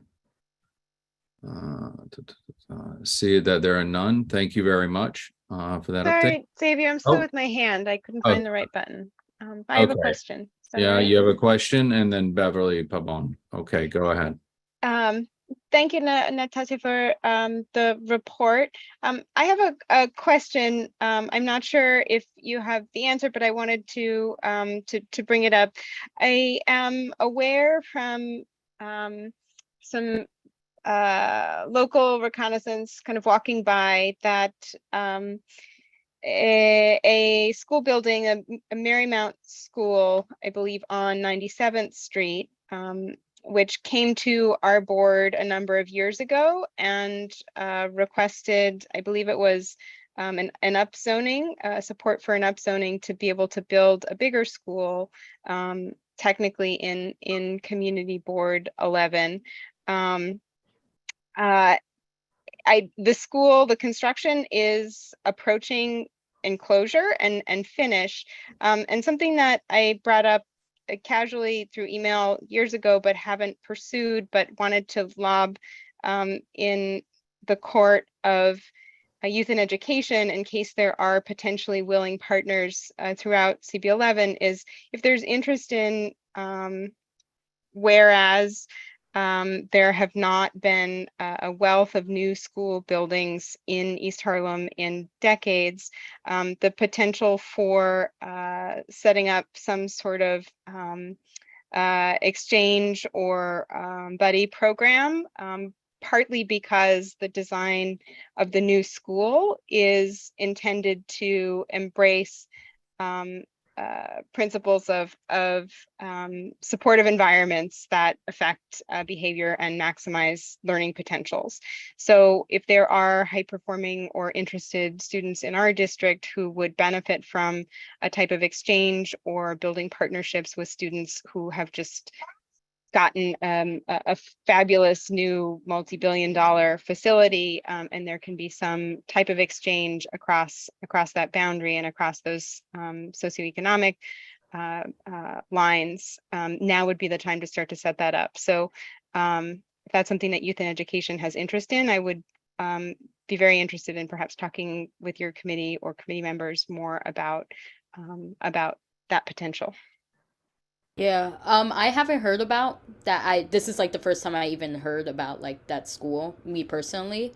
But if you like send an email to me and David, I'm pretty sure we could like set something up to talk about it. It's a very good idea. I see what you're saying. So yeah.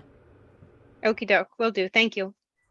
Thank you very much, Jessica. Beverly, you had a question? Yes, thank you, Natasha. Thanks, Chair Natasha. Also, my question is that you made it mention that one of the schools is trying to put together a finance or funding for rehabilitating a pool inside the school. And if that's so, I think that's such a great idea because the Black and Latino population of children die at a very high frequency of drowning. And if this goes through, would this pool be open to other schools in the community so they have a place to teach our children swimming and pool safety and water safety and swimming? Yes, that's the idea behind it. The superintendent was the one who brought this up to us, Dr. De La Cruz, and she said that there's a partnership with Asphalt Green in the works to bring swimming lessons to all the kids in the district, 2nd and 3rd grade. So that way they'll learn how to swim. So, and I think also it would be open to the public at certain times. I know for sure the swimming lessons is something that they're talking about. So. Okay, that's great for that age group, but even older children, because they haven't learned at an early age, to learn to swim. It also, it's a high number of drownings also.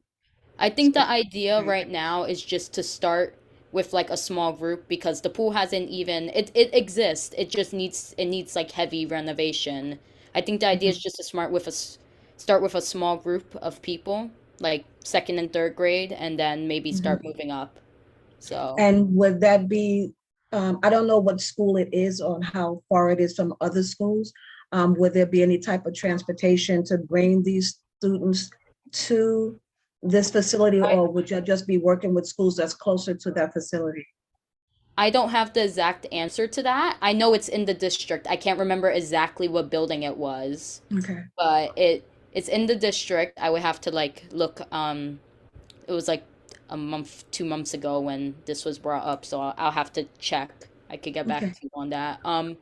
So yeah, it's within the district. It's not like it's far away. Okay. So. Okay. Thank you.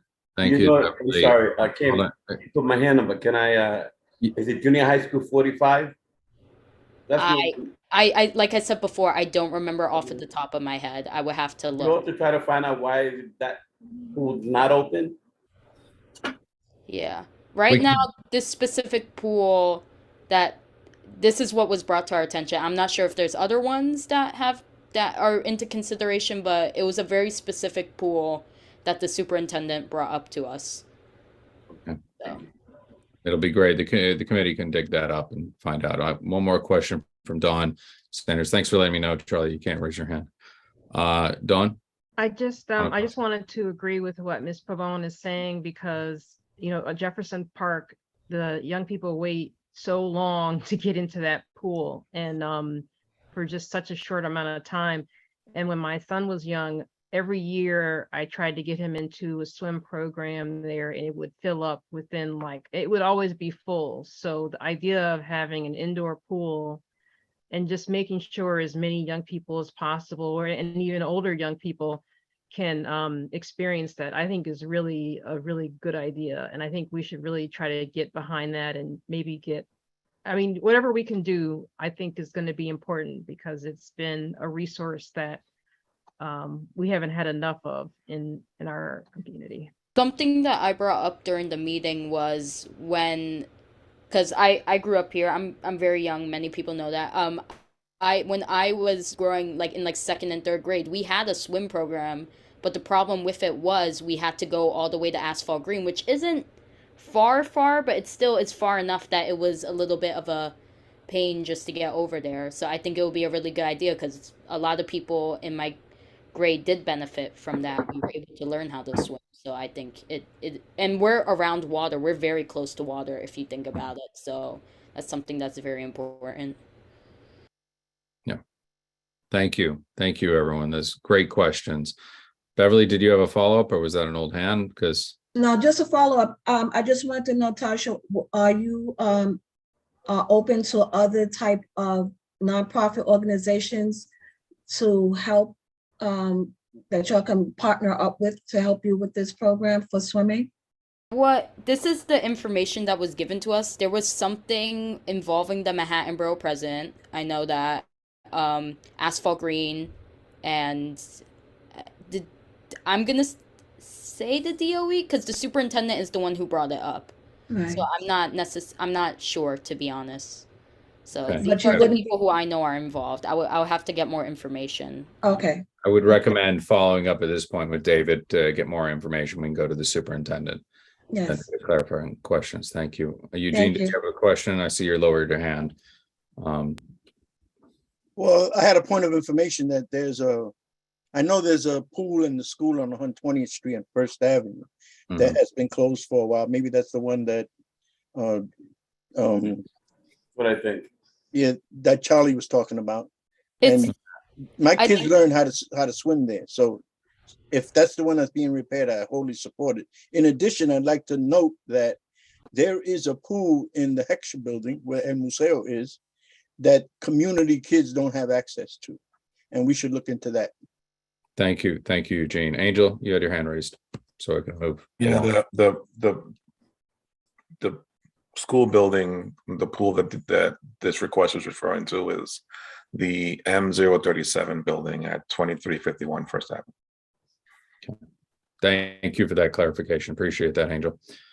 Okay, thank you, Natasha. I'm going to move things along. Licenses and permit. Adem. And Adem, if you can carry through and read into each of the applications and why the committee approved or denied, and then we will entertain any questions, and then we can bundle them all. Okay? Okay, yep, I'll do the best I can. All right, so one was to deny the application of Moncol Eatery doing business as Churros Thai for a class change for a full liquor license for a restaurant located at 1590 Lexington Avenue. I can't remember if they withdrew or didn't submit their documents, but that was one of those was the reason, I believe, why that was denied. They withdrew. Okay, withdrew, so that was what it was. Two was to approve the application of SNJT LLC doing business as Sol Maya for a new full liquor license for a restaurant located at 2061 Second Avenue. They submitted all their documents, showed up, answered our questions. There was no feedback from the public, so we approved that. Three was to approve the application of the Montes Corp doing business as El Nuevo Caridad to renew a full liquor license for a restaurant at 2257-59 Second Avenue. It was a renewal. There was no 311s. They submitted all their documents, so that's why that was approved. Next slide, please. Okay, number four was to approve the application of 1569 Lex LLC doing business as Arju Harlem to renew a wine, beer, and cider license for a restaurant located at 1569 Lexington Avenue. Same as the one before, renewal, no 311s. They submitted all their documents, so that was approved. Number five, deny the application of Lars Tassi LLC doing business as Da Capo to renew a full liquor license for a restaurant located at 1392 Madison Avenue. This was denied because they did not submit all their documents, and no one from the establishment was present at the meeting to answer questions or be able to say, provide us with those documents at a set time for a possible conditional approval. Number 6 was to deny the application of 117th Apple LLC doing business as Applebee's at 509-513 East 117th Street. This was denied because they withdrew their application because their business is, I believe it's already been shut down. Next slide. Okay, number 7, feeding the homeless. I won't go through everything. I'll just say the committee recommended that that application be approved. Everything that we require was submitted. Trick or treat. They didn't, I believe, submit any of the documents and no one was present. So that's item 8, and the committee recommended that application be denied. Next slide. Number 9 is the New York City Marathon. And the committee recommended that that application be approved. Next slide, if there is. No, that's it. Okay, thank you. Great.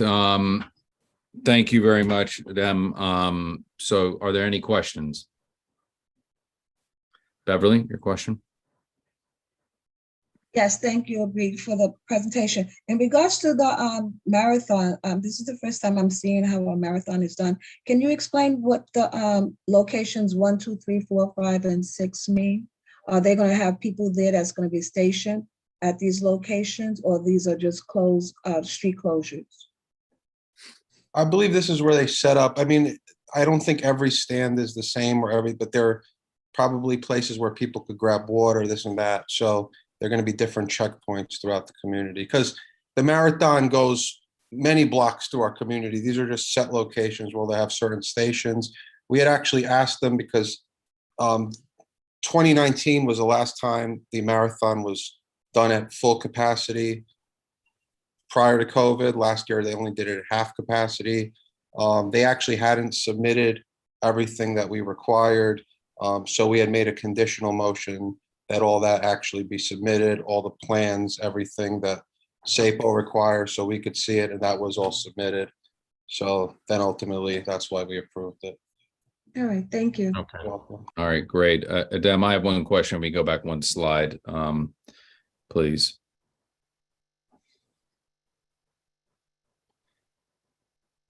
The trick or treat event. I mean, typically, so Carrie was not there to present to that? No, she wasn't present in there. We didn't receive anything. Okay. I just wanted to find out clarification. Okay. All right. And we can go back to, I will now entertain a motion to adopt the committee's recommendations 1 through 9. And to read back into the record. Hold on. Sorry about that. Sorry, I have a hand raised. Angela? Oh, I'm reading in the chat. So Yep. It seems that trick-or-treat event is happening. Yep. On the 31st. So did it come to the executive board? No, it did not come to executive committee, and I just got a call from Carrie, and I can't really pick that up while I'm chairing the committee.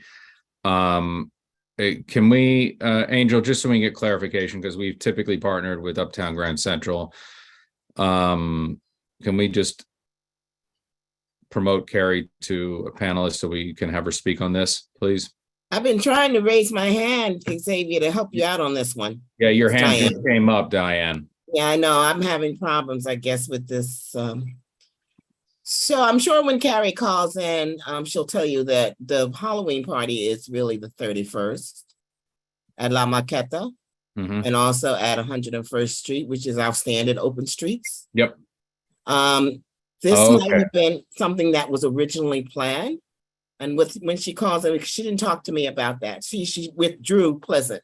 Yep. Okay. We've got clarification. So thank you. Thank you right. very much. Appreciate that, Diane. I just wanted to be clear because we've had good partnering I relations. I know. So that's why I was Thank trying. you. I don't know what's wrong with my reactions, but thank you. Okay, good. Then we will return back to entertaining it since that was a withdrawal. We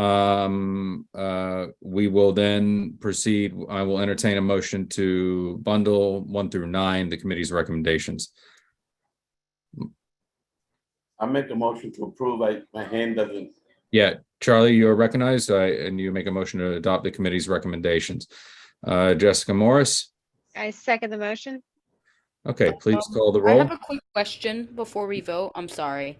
Yep. My internet was acting up for a second. The one for Applebee's. Mhm. The Applebee's, why was that denied again? Was that They closed down completely. Yeah. okay? All Yeah, right. they're closed. Thank you. Yeah. All right, please call the roll, and then we'll move on to statement of district needs and budget. Jose Altamirano, Yes, in favor. Leroy Adino, Stephanie Arroyo, Yes, in favor.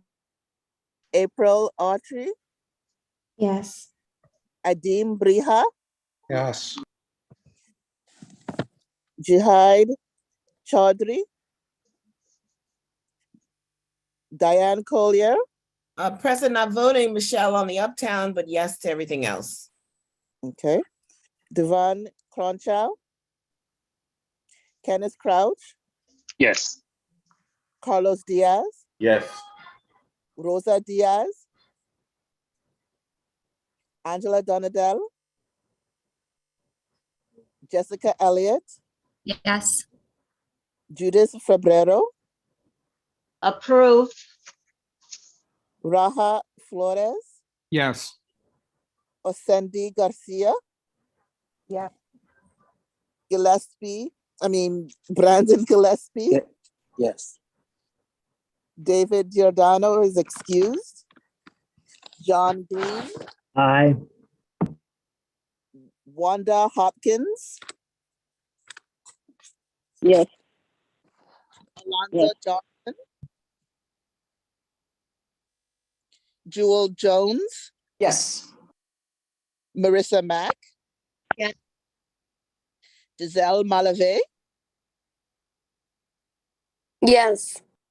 Malik McCullough,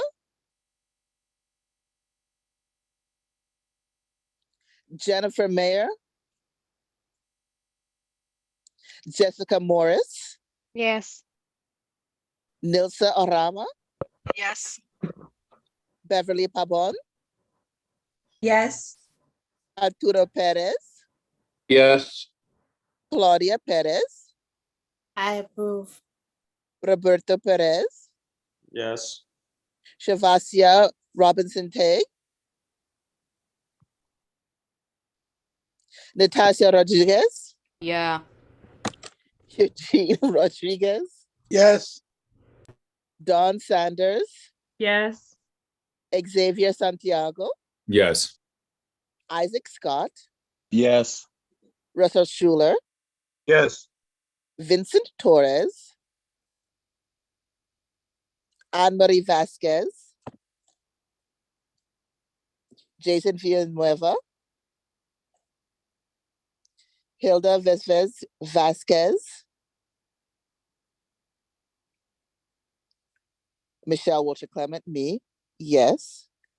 Jordan Wright, Yes. Jason Wu. That is complete. Okay, thank you. The motion passes. Thank you very much, Shadem. Moving on, we have our statement of district needs and budget. Stephanie Arroyo. Good evening. So our last meeting was pretty much for informational purposes. We pretty much just talked about the discussion on the input from committees on the budget request and spoke about the prioritizing of the budget request based on need. And that list was submitted to executive board, which we will be voting for in new business. That's it. Okay, great. Thank you very much, Stephanie. Economic Development and Culture, Marissa Mack. Marissa? Giselle is going to be presenting. I was not at the meeting this time. Giselle? Hello, everyone. Good evening. Hello. I will be starting off the report. Yes. So for our meeting this month, we had a presentation from Uptown Grand Central, as you know, she always presents every month. She informed us of 2 grants, New York State Pandemic Relief Grant and SEED Grant. A special shout out to Jenny Tromsky from the committee that she helped out greatly with trying to get some money for our small businesses. Carrie also informed us this past month they were first-year applicants of a regional economic funding grant. It's pretty much a $10 million grant for capital improvements. She also informed us of the Project 1000 Daffodil Project. They've planted daffodil buds on Lexington Avenue. They plan to also plant on 125th Street. If you would like for her to plant any bulbs, in a specific area, please reach out to Carrie. She also informed us of open streets that will continue until the end of October. We have 2 new businesses that I wanted to let you know of that Carrie informed us of. They are in La Marqueta. One is Cocotazo and the other one is Lizzie's Treats. You can check them out at their location at La Marqueta. Party on Park was canceled, as you guys know. There is a Day of the Dead activation. She's working with Union Settlement and Museo en La Marqueta on October 29th. The following week, there will be 7 local Mexican businesses exhibiting their ofrendas for the Day of the Dead. Chelsea Calot, I'm sorry if I mispronounced her name, but she's from the Museo. She also informed us about Dia de los Muertos celebration at La Marqueta. It's going to be from 1 to 5, October 29th. There's going to be art workshops, live music, live performances, and a community ofrenda that everyone can check out. Their fall exhibitions are coming up as well from October 27th to March 26th. So please check them out. Stop by if you have a chance. They are bringing back their in-person tours that are free for the communities on Sunday afternoons. And to conclude, we had our budget conversation with our committees. We were able to rank our items. We had a robust conversation about what items we felt needed to stay. And I feel confident that we have a good plan moving forward for next year. That is my report on my end. I'm not sure if Marissa wants to talk about the MTA or if she wants to leave that for next month.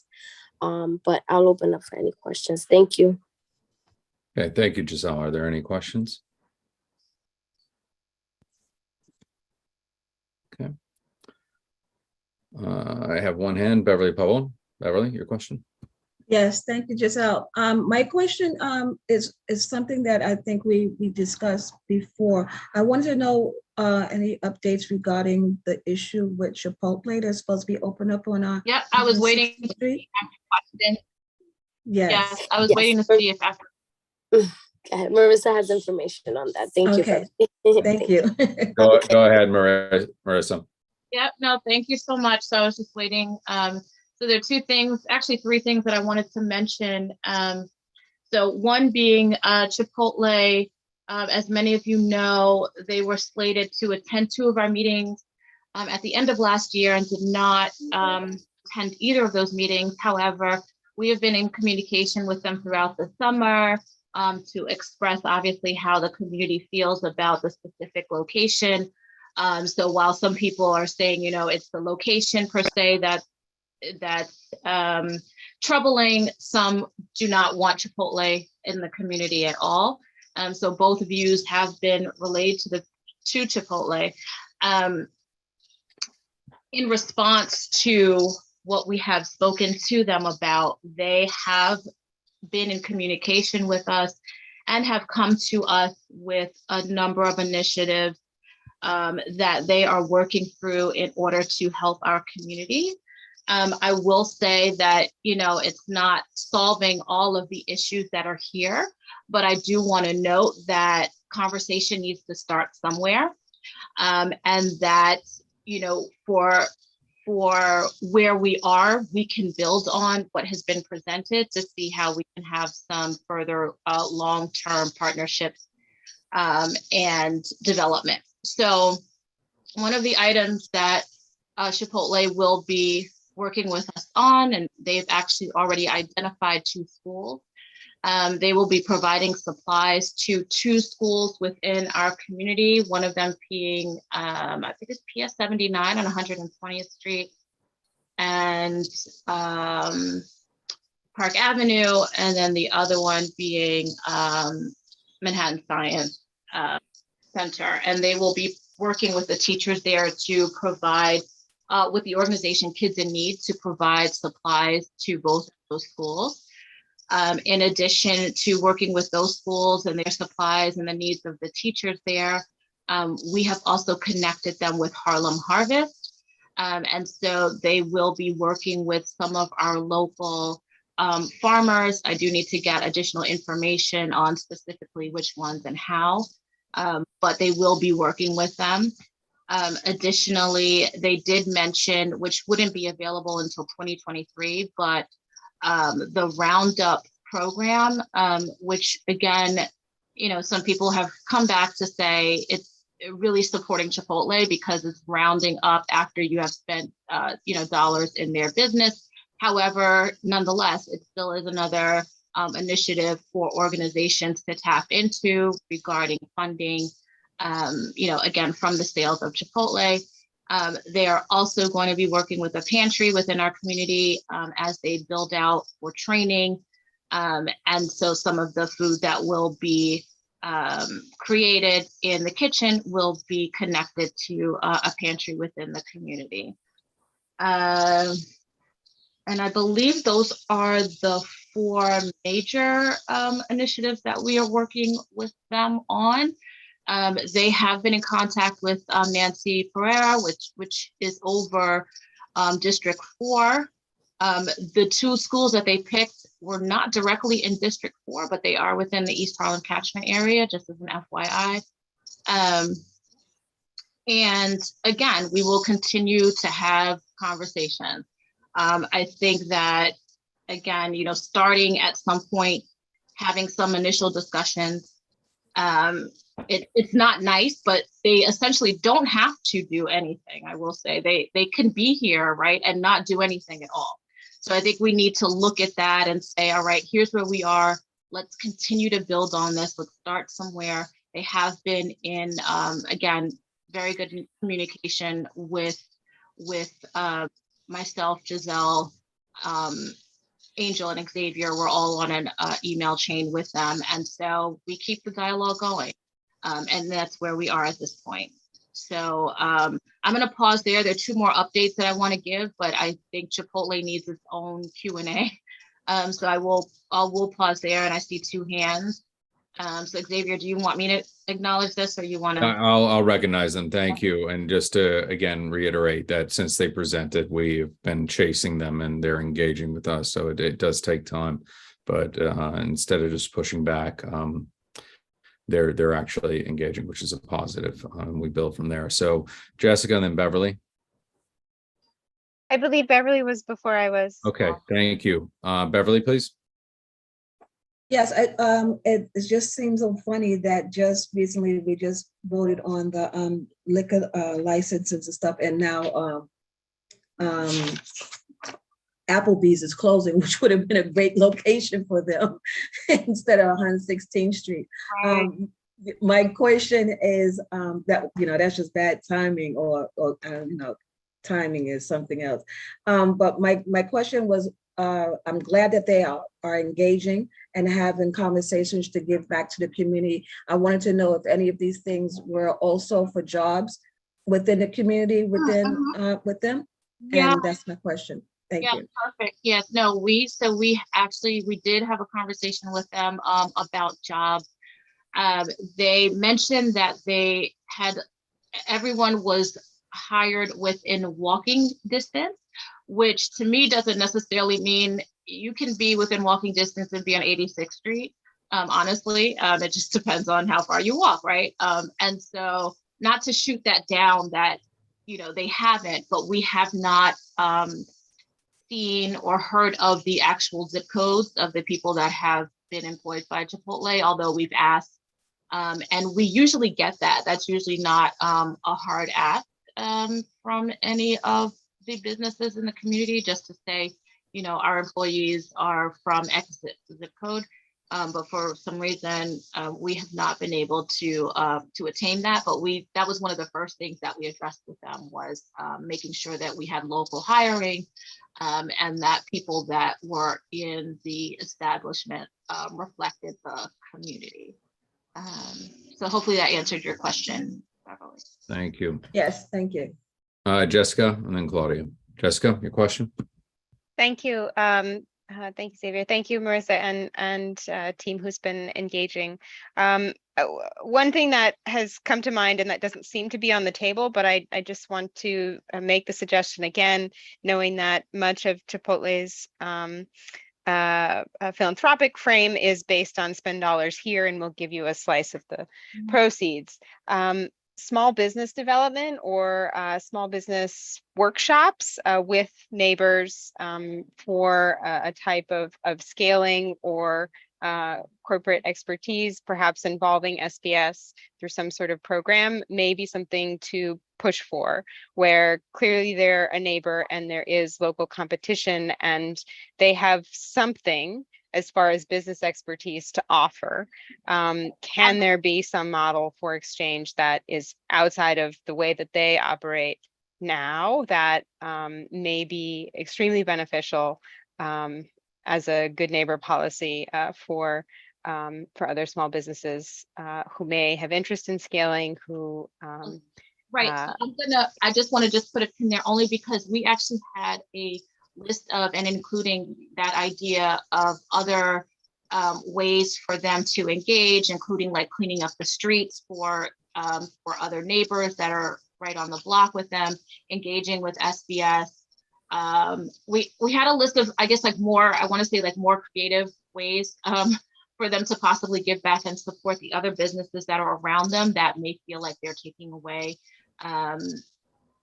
business by being in that space.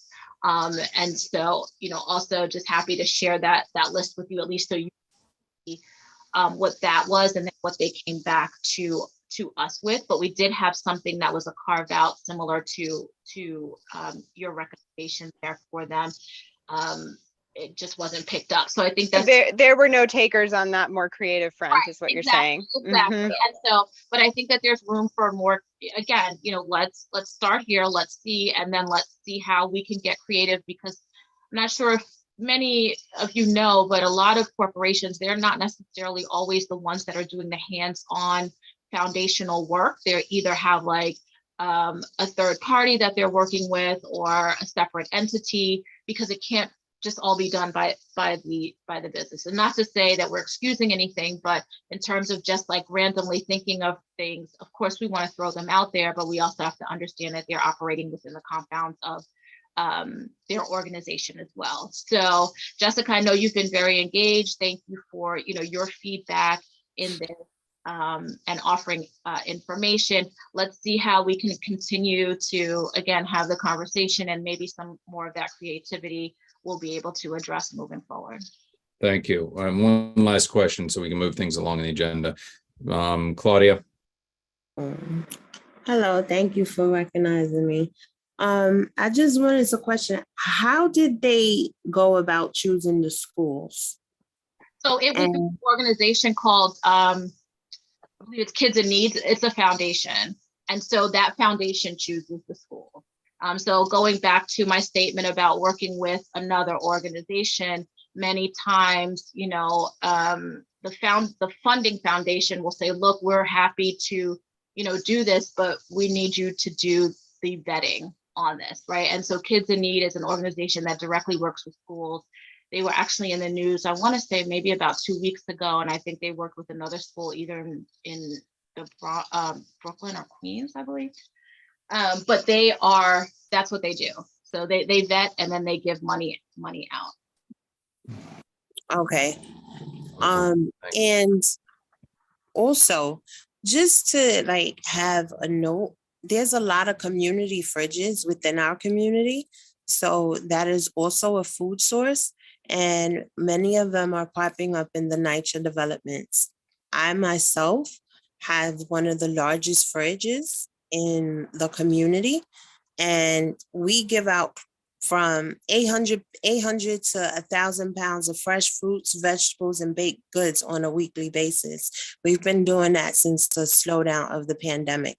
We're always looking for other resources to get the food to the people. So just keep that in mind when we're talking about the food distribution, because we also are food rescuers. So basically restaurants, it's the New York state law. They're not supposed to throw out their excess. Most of them don't like to give unless they work directly with the organizations, but we're working towards working with restaurants in that manner. So that's just something to keep in mind when we're talking about the food.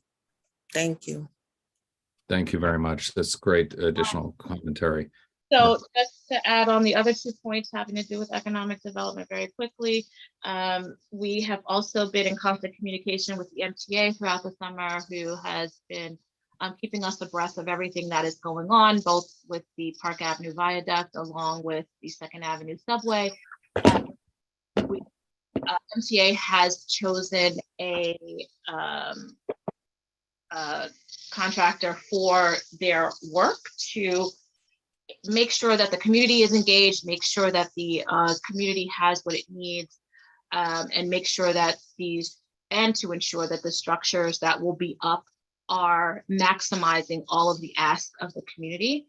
So earlier today, myself and Xavier actually had a brief call with the company who has already identified a number of the needs that we have reflected within this community.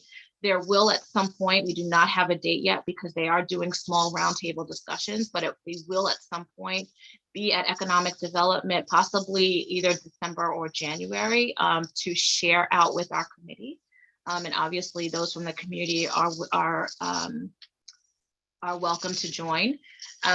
But they have done a lot of work already identifying the needs and the request of this community when it comes to lighting, when it comes to safety, when it comes to building out, including, arts engagement, including jobs, all the areas. So just making a note that MTA has been engaged and they're in contact with us on that.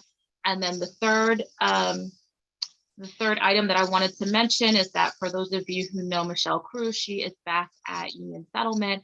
I actually had a call with her and a few other wonderful female women throughout the community regarding engagement and how we are looking at small businesses for the holidays and moving forward into the new year. So she more or less put that together and led that meeting. And there will be some great things coming out of that. So that's my addition to Giselle's great report on our meeting. Thank you. Thank you, Marissa. Thank you. Moving on, land use, landmarks and planning. JC Villanueva is not here. Nilsa Arama, do you want to present a brief report? Hi. Go ahead. Hello, everyone.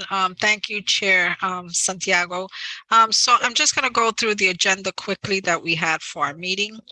And we had a presentation by George Janes regarding the City of Yes, the proposed zoning text amendments put out by Mayor Adams.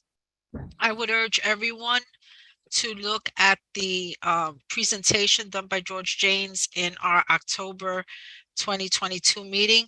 But basically our zoning amendments are very antiquated. They date back, I think the last amendment might have been in 1961. And so in order to address what the city and the mayor feels are particular problems in New York City. They're proposing amendments at least in 3 areas, which is how to do business, how the public can, it can be easier for the public to do business with the city. How do you spur affordable housing, and carbon emissions, climate changes, and what we can do within the zoning text amendments to help reduce carbon emissions at least by 80% by, I think, 2050. So just to give you just some quick notes, one of the ways to spur affordable housing is looking at the regulations in terms of red tape that makes it difficult to convert old office space. So looking at that whole issue and seeing how that red tape can be changed in such a way that office space could be potentially converted to affordable housing. Also looking at how housing is actually created and developed in New York. For instance, we have the mandatory inclusionary housing, and looking at changing the zoning text to allow developments that are including affordable housing to potentially build larger than market rate units, or sort of adopting the heirs model, where it's the senior affordability model, where if you're building senior housing, you can go bigger. And so looking at that across to help establish incentives for more affordable housing building out by trying to adopt that model. Also, reducing parking requirements. Parking is very onerous and expensive on new developments. So looking at the parking regulations and reducing those regulations for new potential housing developments. And so also one of the amendments that was really interesting is the restriction on dancing past a certain time or in certain areas. And so one of the things that the City of Yes proposal, the amendments, is also removing restrictions in like little dancing clubs and stuff like that, so that New York can dance. And so George Janes goes into this and much more in depth, and says it much more eloquently than I. So I really urge everyone to look at that video so that you can be up to speed, because this is something that the community board will be discussing in further detail. We also, as part of that meeting, we also looked at the statement of district needs and the asks of the land use committee. We removed 1 item because it had already been like funded, and we kept 2. And then we also, at the urging of Chair Villanueva, we want to make the points of agreement tracking really pivotal and upfront with land use, to make sure that everything that we're promised, that we're aware, because it's very easy for things to fall by the wayside.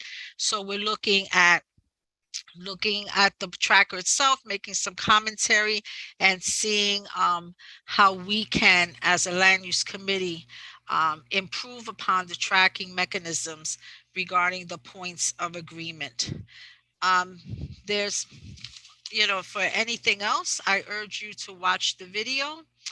And if you have any questions, or if anyone from the committee wants to add more based on the meeting that they feel I missed, and Chair Santiago recognizes them, I will be more than happy to cede the floor either to Angel or anyone else who wants to add any other commentary. Thank you so much.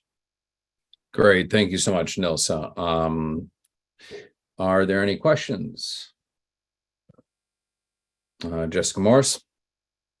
Thank you, Nilsa, for the recap, and dancing in the City of Yes is the takeaway.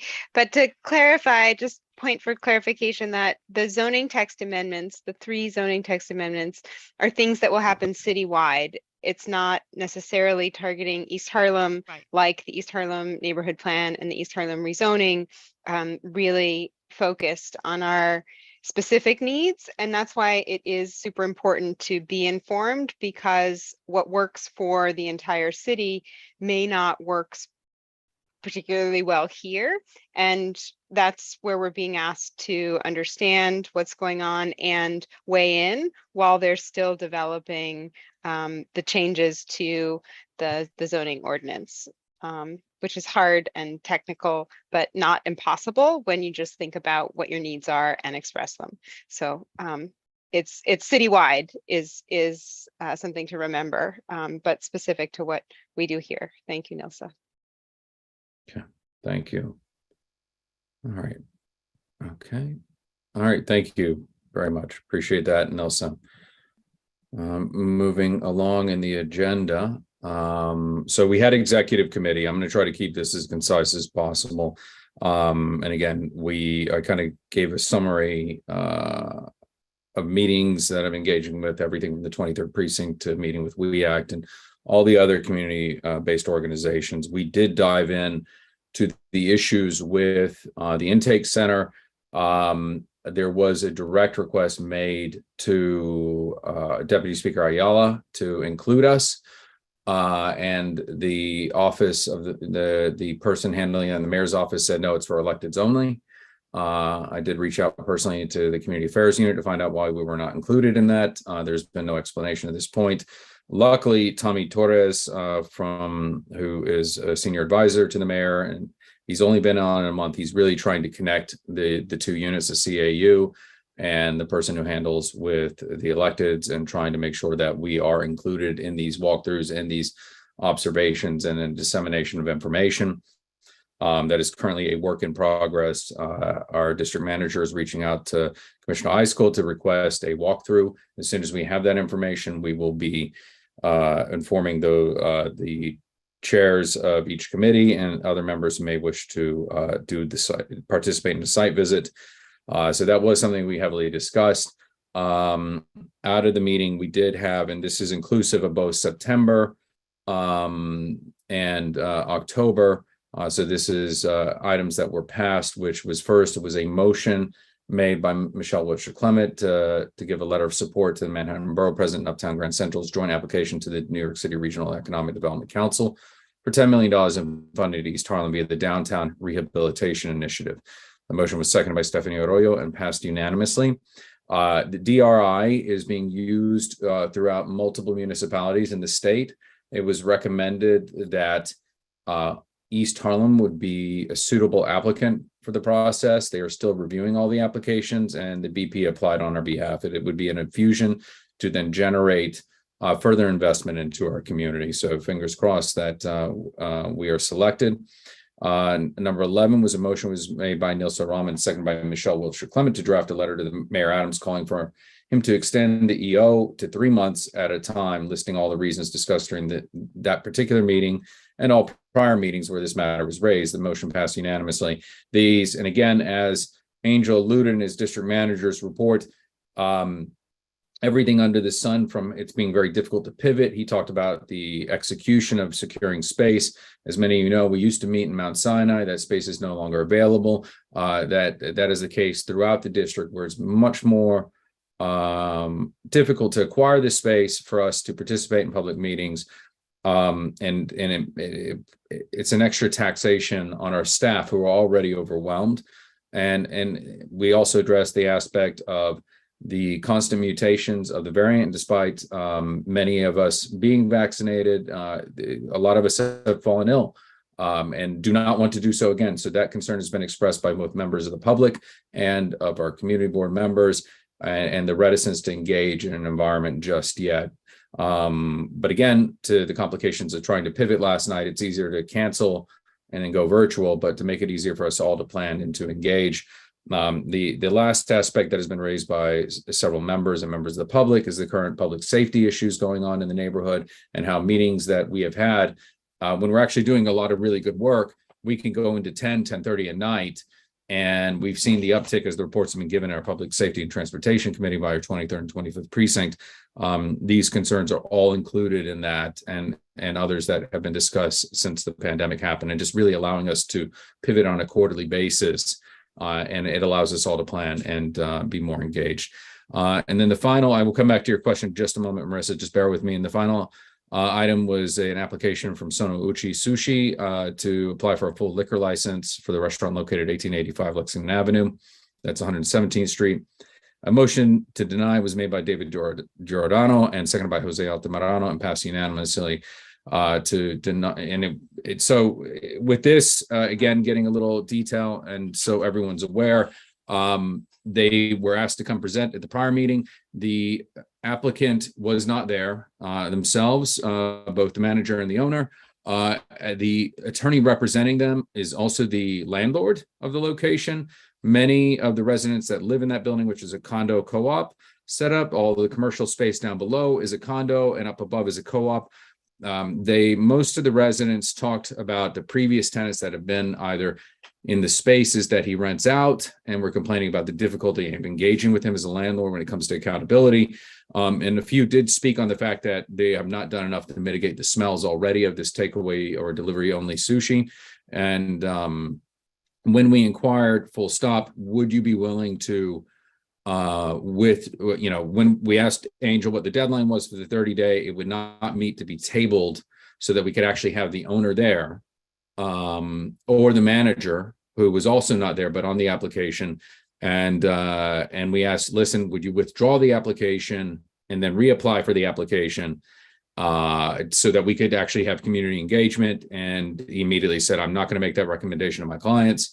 And given the additional conflict of interest in this particular situation, that's why that we did not feel they were engaging in good faith. And so therefore that was why that motion was made. I will now entertain some questions. I see now to you, Marissa, you had a question. Actually, no question, but I just wanted to know, is it also possible to add, I guess if we move forward with the motion to grant a letter to extend to extend our meetings virtually. Can we also ask that if it is required that we move forward and attend in person, that we get assistance with finding a location? I mean, you can't say, oh, do this, and there are no spaces. So I feel like, if there's a request that's coming in and it's a requirement, we say we don't have any space to do it, that should be, kind of the help that we should also receive in that act. So Marissa, thank you very much. I believe that was at one point discussed during the course of the last year. We can make sure that notation can be included in the letter in this particular instance, because we decided, and after the conversation and when Nilsa made the motion, is that it was all inclusive of every time we've ever brought this up at executive or full board, because we wanted to be able to have a large net to gather that the commentary. And rather than being like bullet point by bullet point by bullet point, because we've been going through this, especially 2022, for month to month to month to month. So I think we will look at the draft and include that as a commentary. Okay, thank you. Thank you, Marissa. With that, if there are no further questions, I'd like to present item 10. Was there a motion to adopt the committee's letter of support? And since this was gone, okay, so I had Michelle and then Jessica. Michelle? I'm not sure if since I did the motion in executive, may I also do the motion? You may. Full board? Okay, yep. Thank you. So therefore, yes, I would like to repeat and do the motion for quarterly advance notice to the. Oh, no. So we're on item number 10, Michelle, which is a motion was made to give a letter of support for the office of Manhattan Borough President, Uptown Grand Central's joint application for New York City. That's not item number 10, the DRI. I'm sorry, for item number 10. Yep. For $10 million in funding to come to East Harlem, I wish. Yeah, downtown. Right now. So you wish to, so you make a motion to support the committee's a letter of support for item number 10, dealing with the DRI. Okay, thank you. Jessica Morris, you had your hand up, or no? Okay, lowered. Nilsa? Okay. Marissa, you have your hand raised. Do you wish to second? I think Nilsa was muted and wished to second. I also wish to Okay. second, so Nilsa, unanimous second. Yeah, I meant to second. Okay, please call the Sorry. roll. Thank you, Jessica. Please call the roll.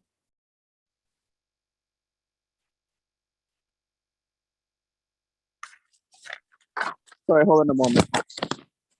Jose Altamirano, Yes. Leroy Adino, Stephanie Arroyo, Yes. April Autry, Yes. Adim Briha, Yes. Jihad Chaudhry,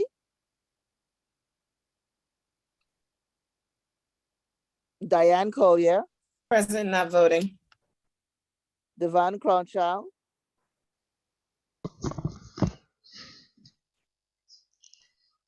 Kenneth Crouch, Yes. Carlos Diaz, Yes. Rosa Diaz, Angela Donadell, Abstain. Jessica Elliott, Yes. Judith Febrero, Abstain. Raha Flores, Yes. Osendi Garcia,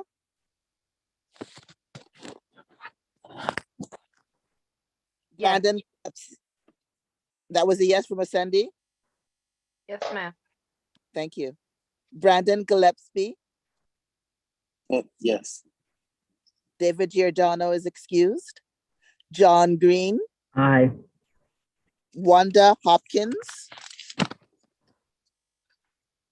Alonzo Johnson. Yes. Jewel Jones. Yes. Marissa Mack. Yes. Giselle Malave. Yes. Malik McCullough. Jennifer Mayer. Jessica Morris. Yes. Nilsa Arama. Yes. Beverly Pabon. Yes. Arturo Perez. Yes. Claudia Perez. Yes. Roberta Perez. Shavasia Robinson Tegg. Natasia Rodriguez. Yes. Eugene Rodriguez. Yes. Dawn Sanders. Yes. Xavier Santiago. Yes. Isaac Scott. Yes. Russell Schuler. Yes. Vincent Torres. Present, not voting. Anne Marie Vasquez. Jason Villanueva. Hilda Vivez Vasquez. Me, Michelle Wilshire Clement. Yes. Jordan Wright. Yes. Jason Wu. Complete. Okay. Motion carries. Next, number 11, a motion is made by Neil Solomon, second by Michelle Wilshire Clement to draft a letter to Mayor Adams calling for him to extend the EO for 3 months at a time, listing all the reasons discussed during the meeting, all prior meetings when this matter was raised. Again, notating just the meeting, they also includes requesting help for a space. The motion passed unanimously. Jessica Elliott, do you wish to make a motion? Recognize? Yep. Motion to approve, approve the committee's recommendation with Marissa Mack's adjustment for support to find meeting space. Okay, great. Eugene Rodriguez, you're recognized. Do you wish to second? Second. Okay, please call the roll.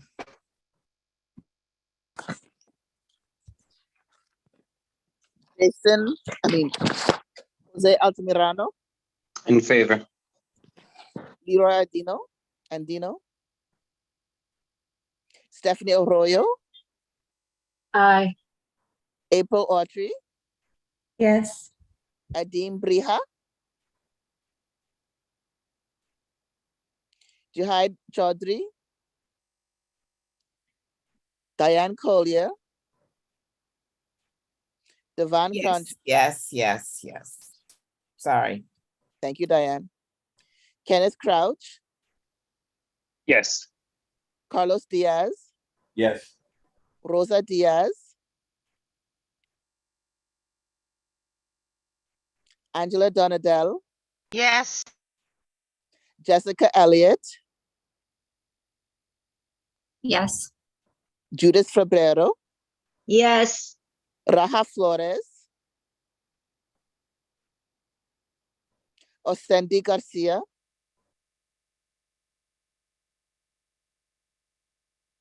Osendi, Yes, sorry about that. I'm having some delays. Yeah. Brandon Gillespie, Yes. David Giordano is excused, John Green, Aye. Wanda Hopkins, Yes. Alonzo Johnson, Jewel Jones, Yes. Marissa Mack, Yes. Giselle Malave, Yes. Malik McCullough, Jennifer Mayer, Jessica Morris, Yep. Nilsa Orama, Yes. Beverly Pabon, Yes. Arturo Perez, Yes. Claudia Perez, Yes. Roberta Perez, Shavasia Robinson Tegg, Natasia Rodriguez, Yes. Eugene Rodriguez, Yes. Don Sanders, Yes. Xavier Santiago, Yes. Isaac Scott, Yes. Russell Schuler, Yes. Vincent Torres, No diggity. Anne Marie Vasquez, Jason Villanueva, Hilda Vivez Vasquez, Michelle Wilshire Clement, absolutely. Jason Wright, Excuse me. Jordan Wright, Yes. and Jason Wu. Okay. Complete. Sounds like the motion carries. Okay, and the last item, we have Sonuichi Sushi, was the new application for full liquor license for the restaurant located at 1885 Lexington Avenue. Motion denied by David Giordano, second by Jose Altamirano, and passed unanimously. And the committee recommends this application be denied. Is there a motion to adopt the committee's denial? Please raise your hands. Jessica Elliott. Motion to adopt the committee's recommendation for the denial of the Okay, John Sonoichi. Green. Okay, thank you. Second. Okay, please call the roll. Jose Altamirano, Yes. Leroy Andino, Stephanie Arroyo, Yes. April Autry, Yes. Adim Briha, Yes. Jihad Chaudhry,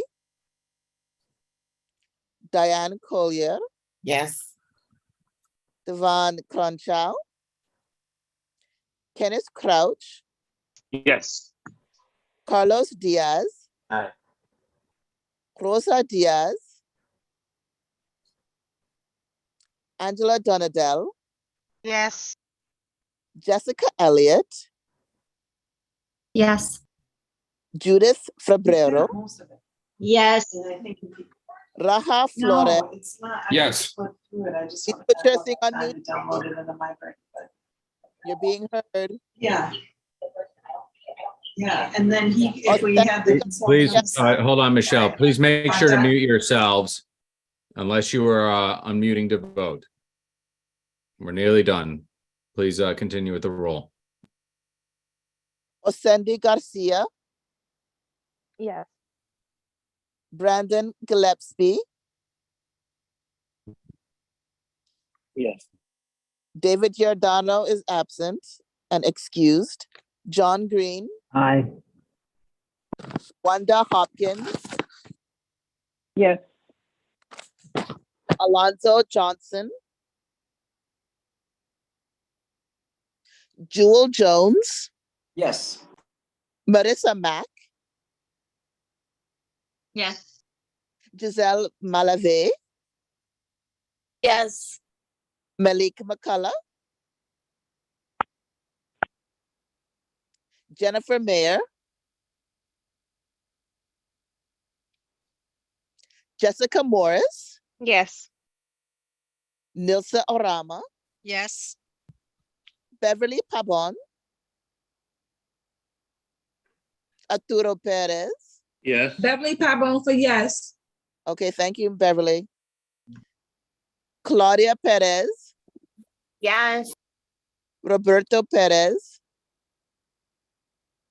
Shavasia Robinson Teg, Natasha Rodriguez, Yes. Eugene Rodriguez, Yes. Don Sanders, Yes. Xavier Santiago, Yes. Isaac Scott, Yes. Russell Schuler, Yes. Vincent Torres, Yes. Anne-Marie Vasquez, Yes. Jason Villanueva, Hilda Vivez Vasquez, me, Michelle Wilson Clement, yes. Jordan Wright, Yes. Jason Wu. Tis complete. The motion carries. Thank you.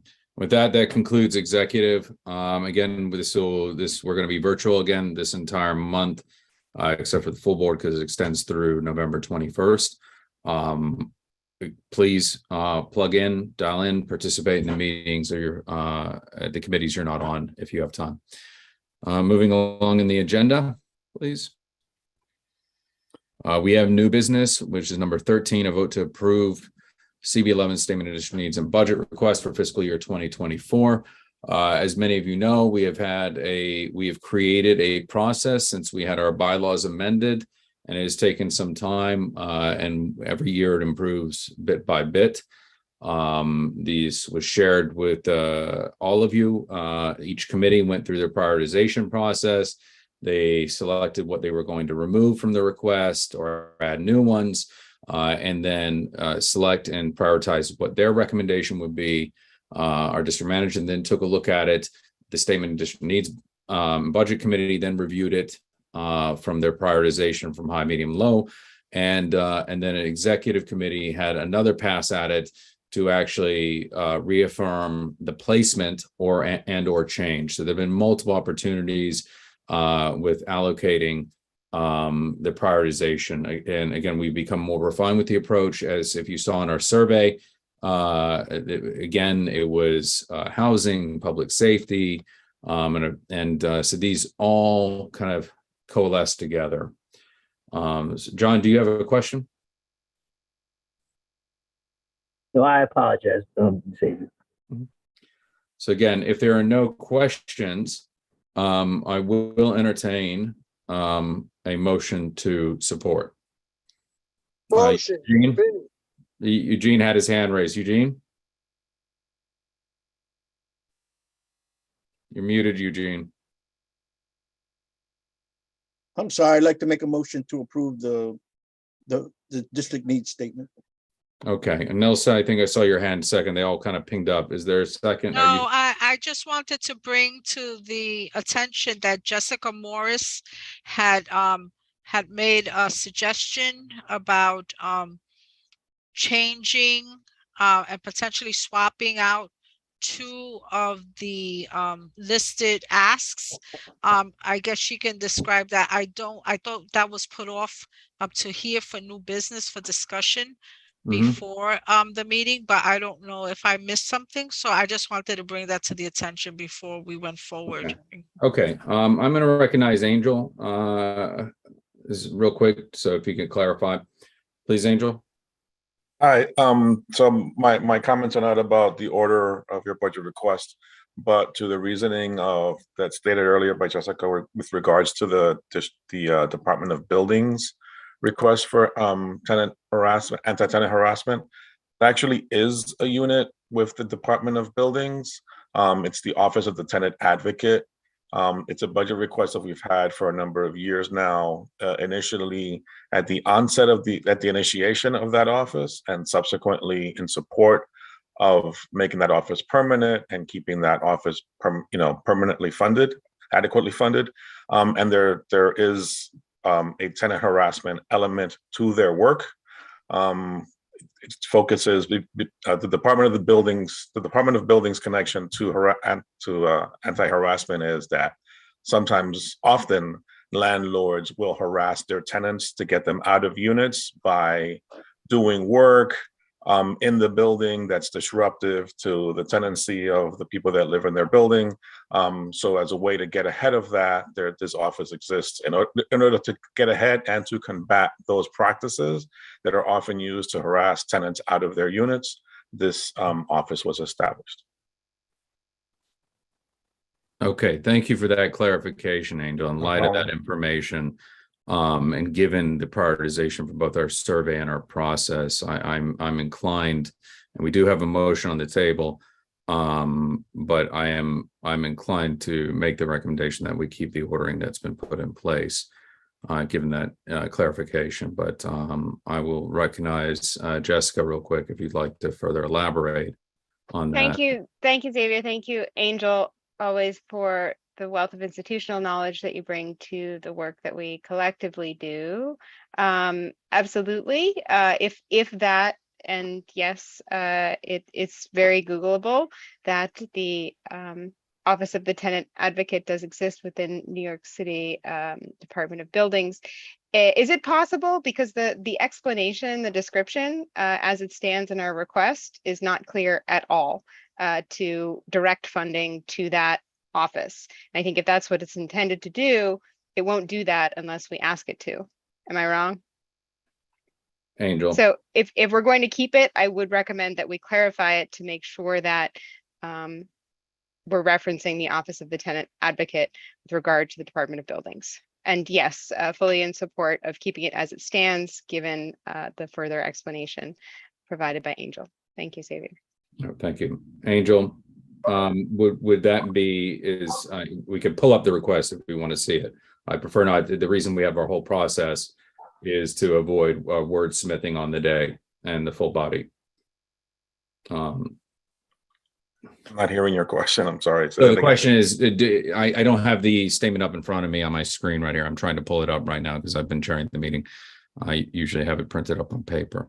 But is that something that we would need to add? Because I thought it was fairly clear from my point of view. Add to make it specific to the Office of the Tenant Advocate. Yes, because they're also. If that's the wish of the board, you can certainly do that. Okay. Okay. In this one instance, because we're going to maintain the order, and I again ask that our committees tend to be as specific as possible. Once we have a second, I'll entertain, and if there's no objection to a friendly amendment to amend that one small section, the Office of the Tenant Advocate, is there someone who would like to make that motion, and then we'll second, and then we'll make that one edit?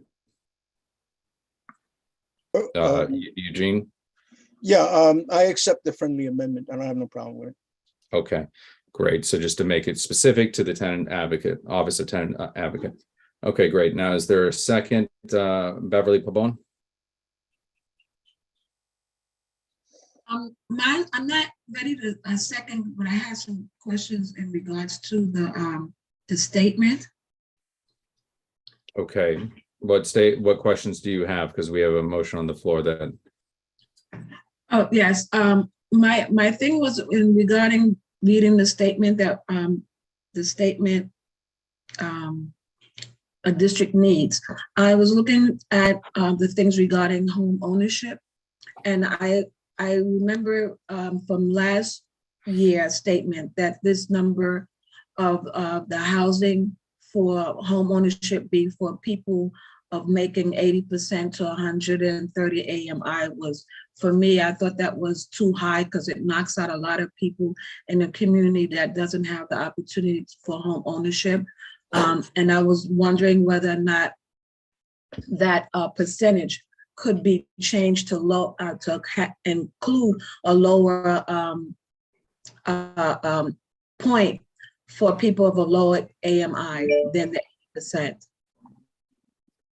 Okay, so typically the staff is, unless there's a direct commentary given during the committee level, the staff typically helps us with that statement to make sure we're maintaining consistency, continuity with our request as it pertains. So my recommendation is for next year's cycle, if the housing committee is willing to address that, and specifically, because again, we have had a longstanding position of 100% affordability, and therefore deviate, and that requires, if you're going to get 30% of AMI, you have to go beyond 100 to balance that out.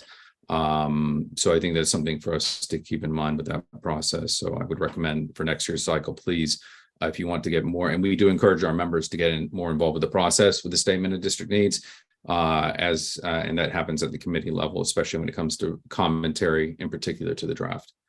Even for home ownership. For the statement of district needs,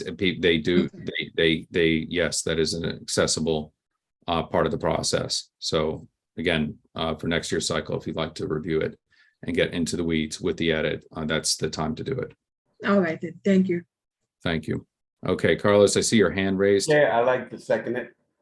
Okay, you've been recognized, and the second is, it has been seconded by Carlos Diaz. Please call the roll.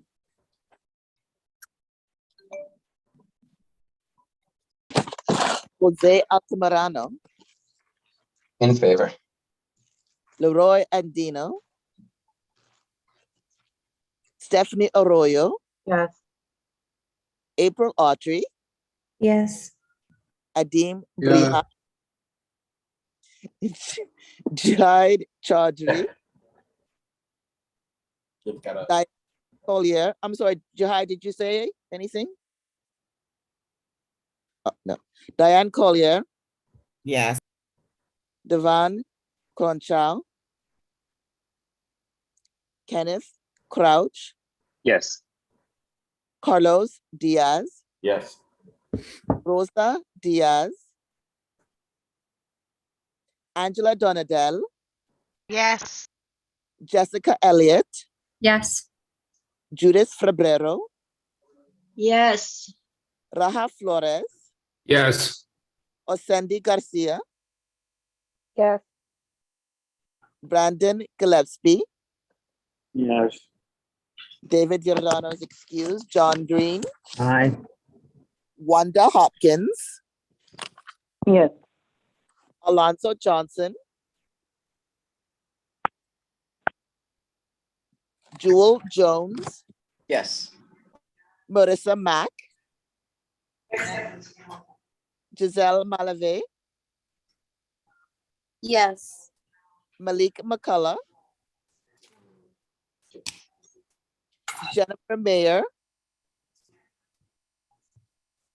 Jessica Morris, Yes. Nilsa Orama, Yes. Beverly Pabon, Yes. Arturo Perez, Yes. Claudia Perez, Yes. Roberto Perez, Shavasia Robinson Tigg, Natasia Rodriguez, Yes. Eugene Rodriguez, Yes. Don Sanders, Yes.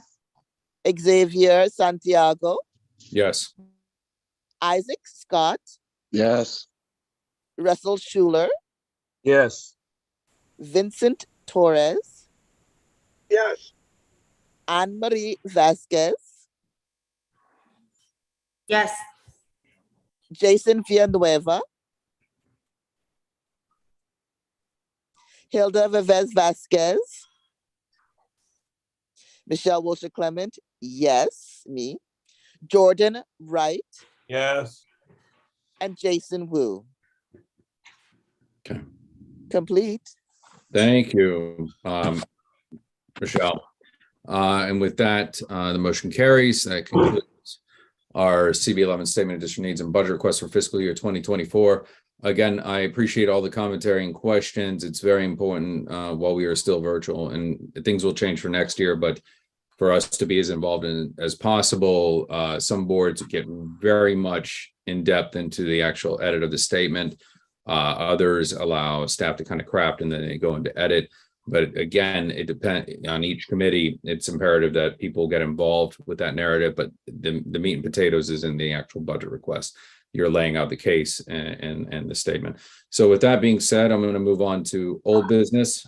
If there's no old business, with that, next slide, we will, and I'll do the announcements real quick and then we'll do the roll call. The board office will be closed November 8th for the election day, November 11th for Veterans Day, and November 24th for Thanksgiving Day. Next CB11's full board meeting is scheduled for November 29th, which is the week after Thanksgiving.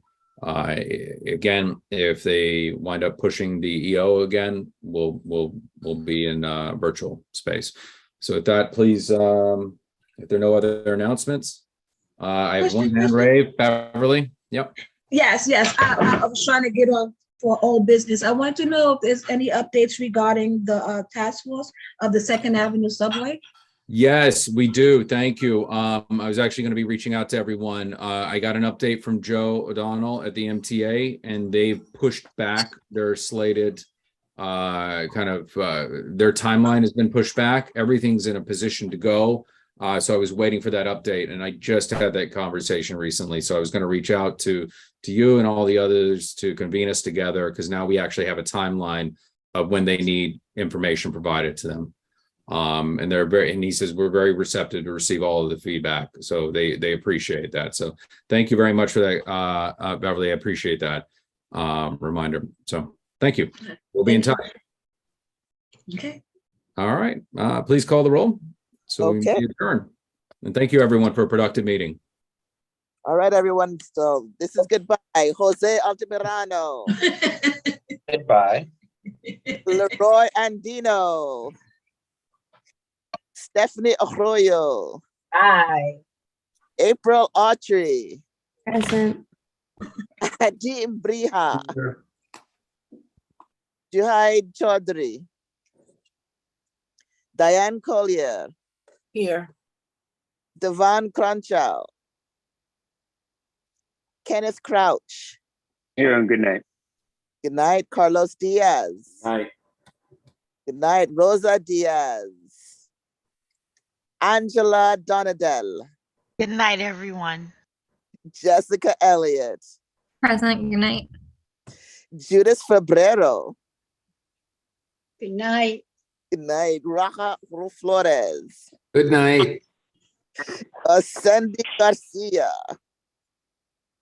Ascendi. Here. Good night. Have a wonderful one. Brandon Gillespie. Good night. David Giordano, still excused. John Green. Out. Wendy Hopkins. Good night. I'm sorry, Wanda. Yes, good night. Alonzo Johnson. Jewel Jones. Present. Marissa Mack. Night. Thank you. Good night, Giselle Malave. Present. Good night. Malik McCullough. Jennifer Mayer. Jessica Morris. I'm still here and good night. Good night. Nilsa Orama. Present. Beverly Pabon. Lala Tove. See you later. Good night. Arturo Perez. Present. Claudia Perez. Buenas noches. Good night. There's Roberto Perez. Shavassia Robinson Craig. Natasha Rodriguez. Present. Good night. Good night. Eugene Rodriguez. A good night, and I still think the Yankees had a great year. Don't say that too loud. Met fan. Then he's gonna get you. Santiago. Present. Isaac Scott. Good night, family. Good night. Russell Schuler. Present. Vincent Torres. Sayonara, baby. Anne-Marie Vasquez. Good night. Jason Villanueva. Jason. Hilda Vives Vasquez. Me, Michelle Wilshire Clement. I'm still here, and good night, everyone. Jordan Wright. Present. And Jason Wu. All is complete. Okay, thank you, Michelle. And with that, that concludes our October full board meeting. Thank you, everyone. Very productive. Stay safe out there, and we will see you out this weekend for the Halloween festivities. Good night. Good night. Shalom, everyone. Get home safely. Stay home safe. Good night, John Boy. Good night. Good night.